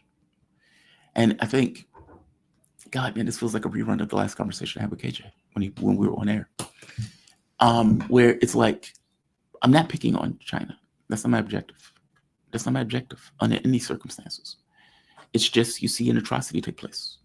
And you're looking at all of these countries, not just China. You're looking at Russia, India, Pakistan, Iran. Well, obviously Iran, right? But you're looking at all of them, including your own governments. But you're stuck with this knowledge that your own governments are not going to do anything. And so you're looking at other countries and the capability of those countries, what they can do, while simultaneously looking for things at home that you could push and agitate for. I get it. I do get it. It's not picking on China. But let's put this to bed. Both of these people are comrades. They may feel some kind of way about it now. On the very next issue that pops up, they will be, if not bosom buddies, at the very least, less hostile to each other. So, yeah, it's awkward. It's awkward. God, man, I think I've said before, there's this quirk in my life that everything, I always get back what I put out. Like, if I was in one relationship and there's a theme of something in that relationship, when I'm in the next relationship, I am living that theme on the other side of it. It plays out over and over and over. It's become so much of a cyclical thing that I just recognize it when it comes. When I went on Garland's show and I went after Ritter. Now, to be fair, I didn't know that Garland had a relationship with Ritter. I thought Ritter was just a random guest that came on the show. And after the fact, when I realized, oh, they are actually friends. They are actually buddies with each other. Well, at that point, I can't take it back, right? Like, all things being equal, you kind of just stuck with what you got.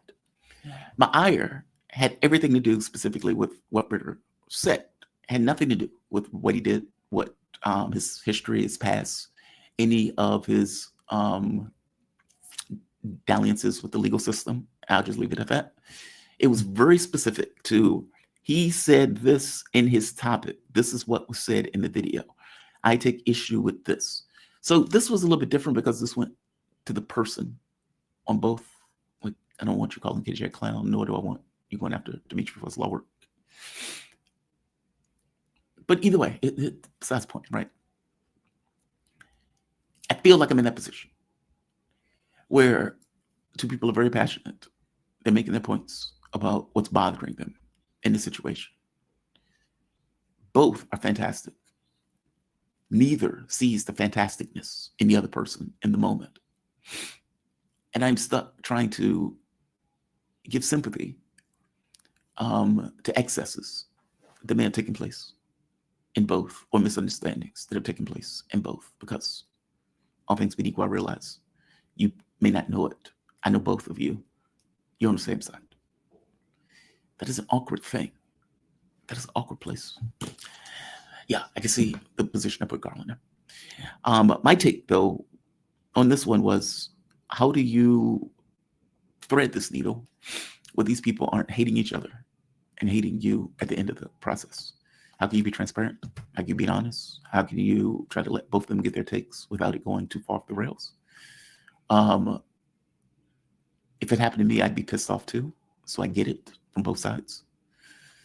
If I thought somebody was picking on something that I considered sacred and needed to be defended, I may be hopped up. I mean, for God's sake, look how I went after Tom Barrett in that video. It's fucking half retarded. I get it. I get it. It's like threading a needle. I don't want them to hate each other. That's what it boils down to. And it's kind of like, oh, fuck. And then to get into a back and forth with Ashan on Twitter after that, it's like, oh, fuck. He gets pissed off at KJ because KJ got the missile systems wrong. It effectively said that KJ said they didn't have satellites. And my thing was, he rattled off several. And I was like, okay, you're right. Fair enough. Fair enough. And again, if it's wrong, then I'm not going to defend it. It just is what it is. I just didn't think any more of it.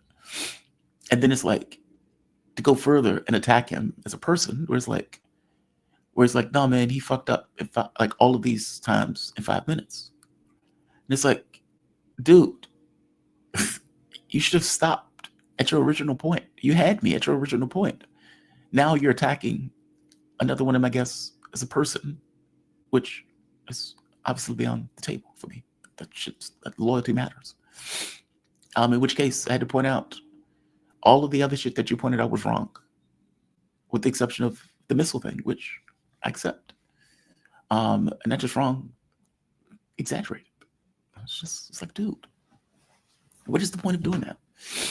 And I mean that I don't want a circle firing squad of guests. I don't want that. I don't want that. 1,000 times I don't want that. If a guest gets something wrong, then just say they got it wrong. If you disagree, just say you disagree. But either way, people are people. Even comrades. Even people you agree with 99%. I mean, look at Talsera and I fight like cats and dogs, right? But the least that I wanted to do is have both to be able to get their takes, balance the equation. I did ask both if they wanted to sit down and talk on air, kind of as a conversation, not necessarily a debate. I don't know if that's going to take place. I guess both may feel some kind of way about what each said. I don't want to talk about either while they're not here, so I'm not going to do that. Not really going to do that. I would say, though, from KJ's standpoint, we're not picking on China. That is not the point. Dimitri is probably right about getting the trip to China. Countries give those trips out. Russia gives those trips out. China gives those trips out. Iran gives those trips out. Lebanon gives those trips out. Sarah just came back from Iraq, who gave a trip out. So they do that to people who they feel are allies and have let's say, fought for a particular cause in their regard. Demetrius trying to make the point of saying, dude, I'm not picking on China. I pick on all of these countries to try to make the point and bring the point home. And that is my point of view too.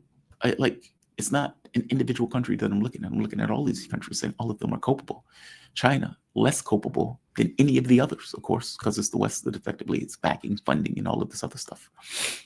But yeah, today has been a stressful day in this regard. All right, let's go to chat. Let's go to chat, because I imagine that this is going to, if not alienate, definitely create a hornet's nest. And so today is the last day before my birthday. Well, my birthday is on Sunday. I may do a show Sunday.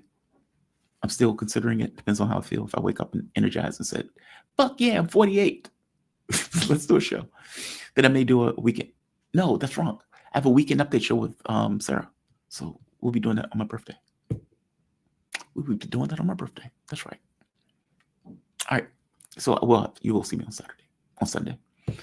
But this will be the last day before a regular show that you will see me before my birthday, if I'm saying that right. I'm going to go through all the chats. I will give you space to vent one way or the other. And at the end of that, I'm putting this shit to bed. I'm putting this shit to bed because I don't want this to be a thing. Let's say Trump tariffs are wrong-headed and will crash the United States. Agreed. But I think all of you know, with my exchanges with Alex Krainer, him and I disagree on model. Like, what I mean by that is both of us are creating a political model. It's like you're shaping and forming what needs to be true for these things to take place. My model is far more cynical, and my model accommodates all of the evidence at hand. There is no I don't know in my model when I'm talking about why he's doing X or Y, because the motivation is built into my model. Now, I could get it wrong because a model is not reality. So that's true. But I don't think this is 5-dimensional chess. I don't think Trump is fighting the globalists. I don't think any of that stuff is true. You have a president, an American president, that's functioning as an American president. I think it's that.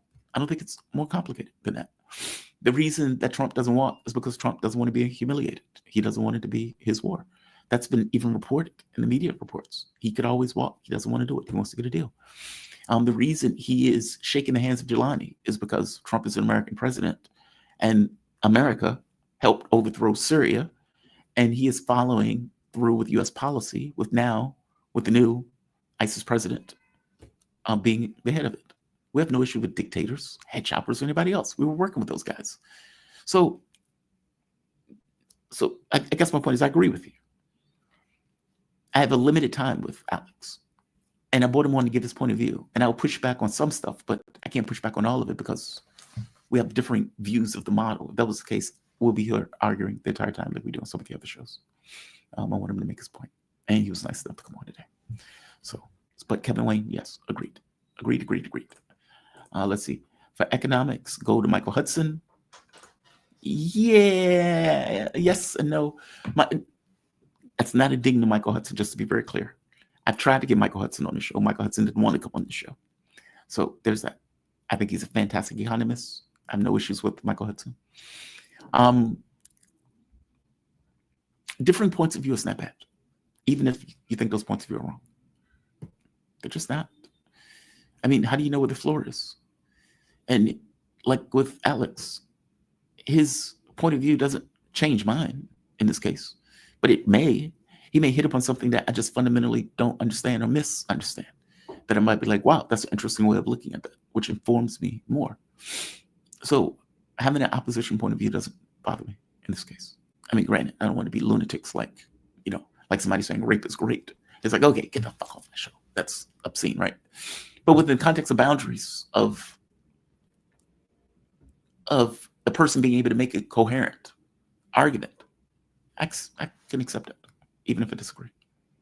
Yes, Michael Hudson's fantastic. Agreed. Well-dressed nerd. Thank you, Brave.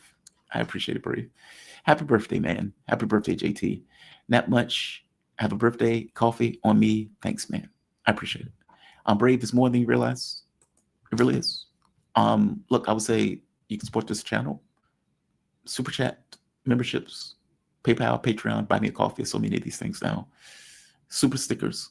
All of those things help the show. Even $2 helps because it's not one person. If you have 900 people watching, 450 people give $2, then obviously that's a huge amount. It's the scale. Thank you, Brave. Thank you. Sorry for the spelling. It's okay, Brave. It's okay.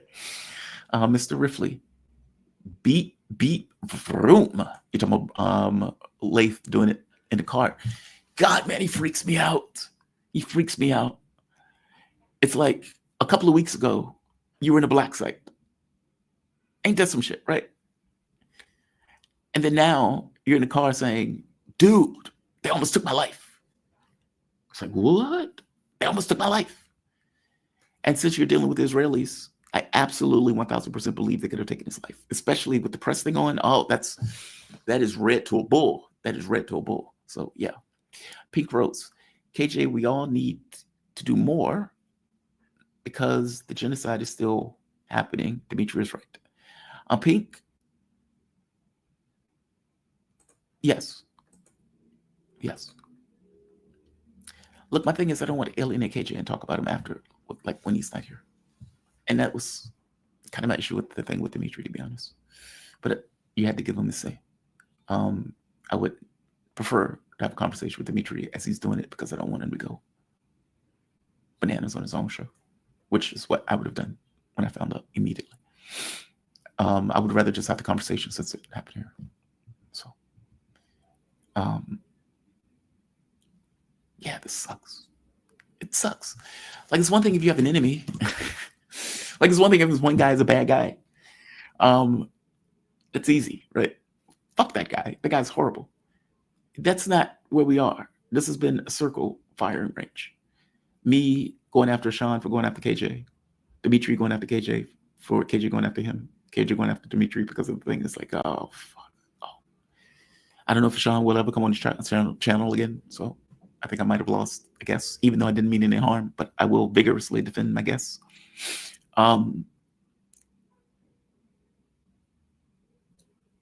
Dimitri is a lawyer, so I can't argue case law. It just is what it is. And he knows his own history in a way that KJ won't. So again, I can't argue that either. But well-meaning, yes. Didn't mean any harm in the sense, no. He felt some kind of way, yes. But people are people. Yeah, I just don't want this to be a thing. Pink Rose, Dimitri has been #1 in Palestine. He has been damn good on Palestine. He has been. He's been very consistent all the way through. KJ is both Korean and Chinese, by the way. Zaldivar. Thank you for that, Zaldivar. I knew he was Korean. I didn't realize the Chinese part, but I guess Asian history. That will make sense. Doesn't change anything, though. I mean, I trashed the U.S. in a heartbeat. By the same token, it's not the same. You are in a country that has been deporting you because you've been Chinese, has been kicking you out of universities because you've been Chinese, has seeded the population with this idea of you creating COVID, which even if it came out of lab, it's not like the Chinese government created COVID. And even going with this idea of denigrating Chinese identity in the States over the course of years. There was James Baldwin once. When James Baldwin he did a book review. Or there was a white guy who did a book review of, what was the rebellion? It was a slave rebellion. And James Baldwin went ballistic. He went bananas. And they brought James Baldwin there with the author to have a conversation about it. And James Baldwin said something that is the most human thing in the world. He said, look, forgive my excesses, if indeed they were excesses in relation to this. I have lived a certain life that has informed my point of view about books like this and about agendas associated with books like this. If I got this wrong, understand that that's where it came from. It wasn't being mean-spirited. I follow on that because I think that's true. James Bowen is fantastic, by the way. What is this? Wait. Demetrius, yes. Both KJ, I got that one. Jamal, you're a fantastic guy. I love you've defended both KJ and Dimitri. Delami. Well, yeah, because neither has done anything to me. They haven't. Like, what am I going to do? Oh, KJ, I'm angry at you for doing this on my show. I'm not going to do that. He felt some kind of way. I understand him feeling some kind of way. He felt like people were picking on China. I got it. I understood his point. I understood his take. I also feel Dimitri's take when he comes back and it's like, whoa, this guy misrepresented my image. And he's gotten the law wrong. I'm a lawyer. I mean, this is guy lawyer. He's not a lawyer. I'm a lawyer. I know what I'm talking about in regards to law. The record needs to be set correct. And I get the ire associated with that too when you feel like you've been misrepresented. I get it. I get it from both sides. Not to mention I like both because both have been fantastic. They're great guys. It's just people clashing. Jamal, happy birthday. Well, thank you for that. You have an awesome show. Thank you, Wandy. Thank you. And Wandy, thank you. You've been a fantastic, I guess, chat member, a family member. I don't know what to call you guys, because family member.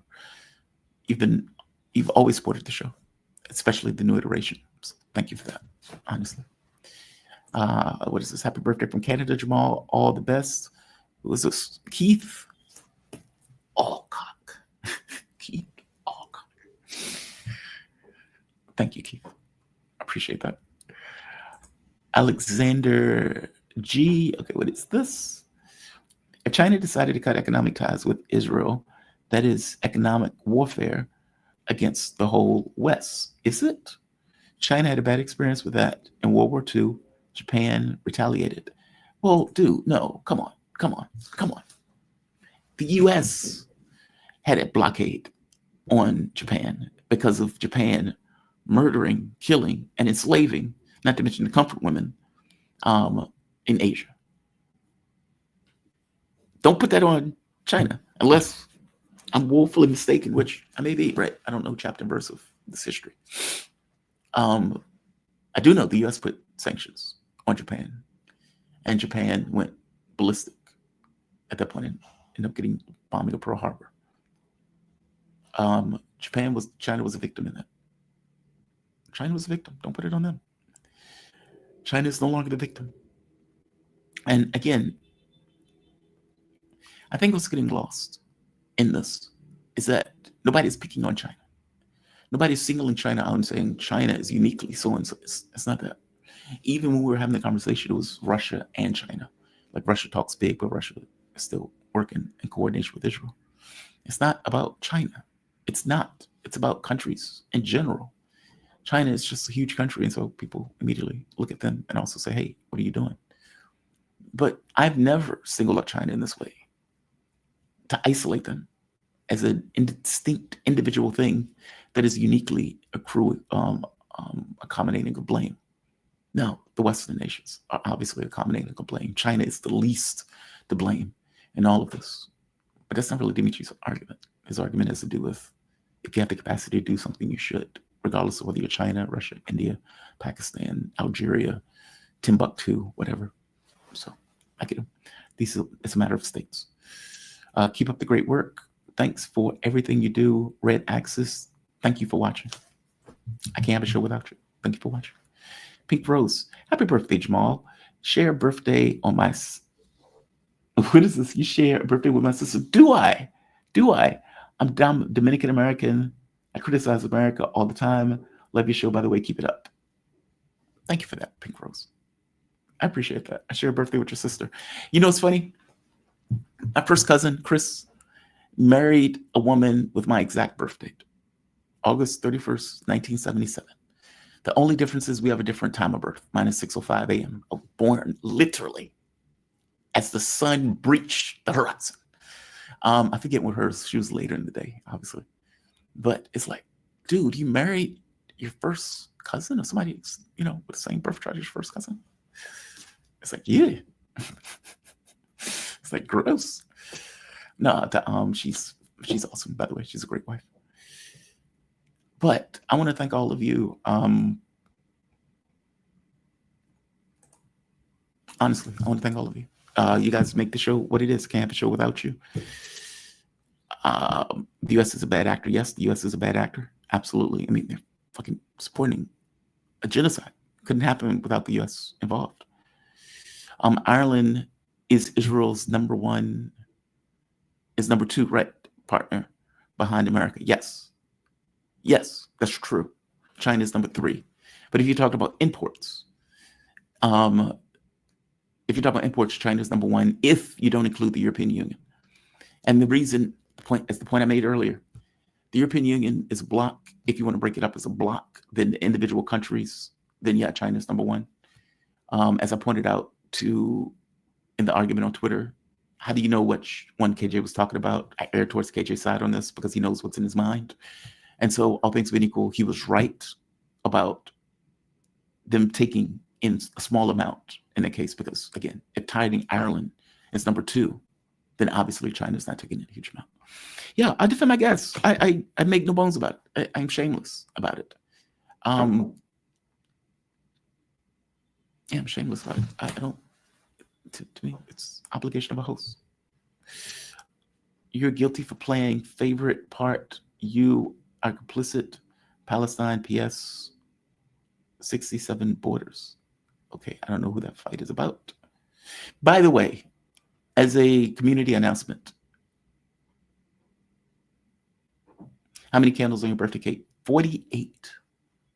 48. 48 candles.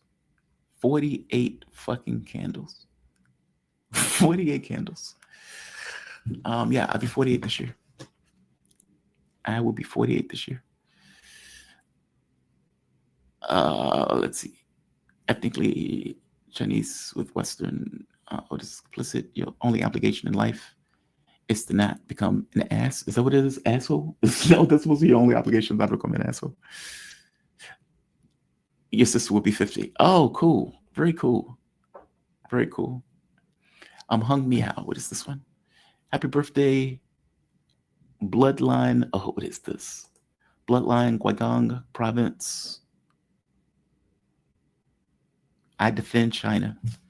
I don't take issue with that. Look, what of this have I given off the impression that I've taken issue with KJ defending China? Zero. I get it.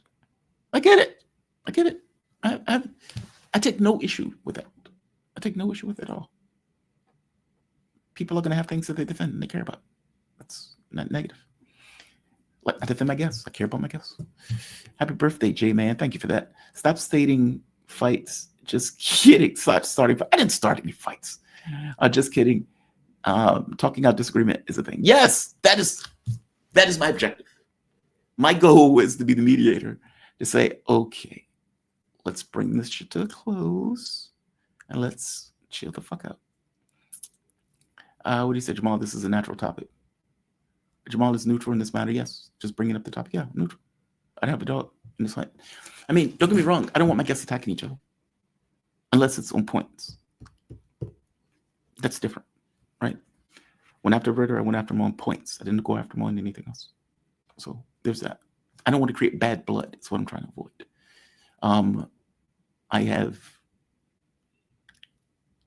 I think I've done that in the past without bringing in names, accidentally.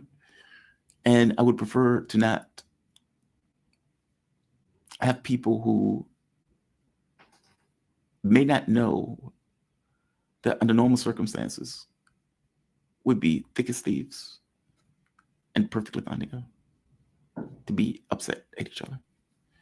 And I would prefer that each understand where the other is coming from. So there's not this kind of pissed offness between the hosts or between the guests. I don't know. If I ever want to have a party and bring everybody to somewhere, I kind of want everybody to be able to come. Dimitri has been a really big part of the show, and I've always appreciated him for it. KJ has been with me for 6-7 years, going all the way back to the radio show. And you guys have seen him yourself. KJ is awesome. Yes, his knowledge of Asia is just bar none. So yeah, I don't want people fighting each other. China sends food to Gaza. Dimitri is wrong. Well, I don't think he. Look. I don't think Dimitri is making the argument that China doesn't do anything. And sometimes when people make arguments, their passions get the better of them. That is true. But what is the point of sending food if it can't be received? What's the point? Hey, I sent you 1,000 tons of rice and grain and chicken and pizza and hot dogs. And it sits in a factory somewhere for months until the stuff goes spoiled. What's the point? If a tree falls in the forest and nobody hears it, did it fall in the forest? Right? Does it make a sound? Keep it calm. Yeah. All right. I am going to end this. I'm going to thank all of you for the donations. As I keep pointing out, you make the show what it is, and I thank you for it. I hope it stopped raining. Yeah, we brought up the Russians too. In fact, it was both Russia and China. Just dropped the ball. All right. Why people get offended if someone is defending China? That's not why he was offended. He was offended because he felt like it was a personal attack. Some of that stuff went after him directly in his career, and he was correcting the record. Spicy topic. Sugan, I don't want spicy topic like this. I want that shit to be external, right? I want to be able to point out, said there, out there. I don't want this stuff to be firing internally. Again, especially among good people. Like, we're not talking about assholes. We're not talking about Tom Barrett, right? We're talking about good, decent people who, for the most part, fundamentally agree, like on 99.8% of the stuff. All right, you guys, I'm going to end this. I'm going to say like, I'm going to say share. Pink Rose, True Jamal, countries have to use military action to get food in there. No airdrops. Yeah, airdrops end up killing some of the people, right? Or you have gangs internally. But see, again, Pink Rose, KJ's not wrong on this. The moment that you implement military service, who does that? And you're dealing with nuclear power. You're dealing with two nuclear powers. How does military action work in this context when you're pitting one nuclear power against two others? Now, you can say they'll back down, but that's the British argument about Russia, right? Oh, they'll back down. They're not going to get involved like that. These people are messianic and they're lunatics. I have no idea. Keith Oko. Thank you, Keith. Thank you. All right. Don't feel bad, Jamal. Piers Morgan made a career out of it. Oh, yeah, but those were... Look, Piers Morgan doesn't give a shit about his guests. I'm just being candid. At least I don't think he does. I don't think he gives two shits about the people his producers find to come on his show. They come on his show because he has a massive audience. And those people know they come in for conflict with a massive audience, with a host that doesn't give a shit about either of them. And he has his own perspective, some of which come across as racist. Especially when we talk about the Palestinian issue.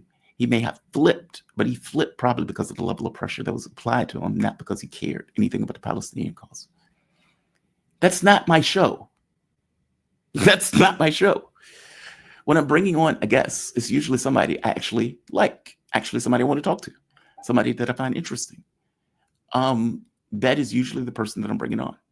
So if I have two dull knives and I'm rubbing against each other and I don't care about the knife, okay, fair enough. If I have two sharp knives and I care about both, then I don't want to fuck up that property. I know I'm not calling it property. I'm just saying in the context of the show, both are valuable. I personally, individually, like both. I would go to Lebanon with Dimitri. I would fly somewhere to meet KJ. I don't know if Piers Morgan would necessarily do that with his rando guests. I'm saying I like these people. And because I like these people, I don't want these people fighting each other. It's like having two friends and having them bitching and going at it. Yeah, that's not a show I want to have, per se.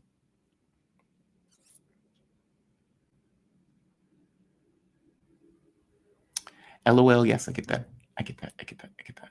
I'm saying dull knives in the sense of bringing on somebody random who you don't really care about and just having them go at it. I'm saying I don't want that. Neither of these people are random with me.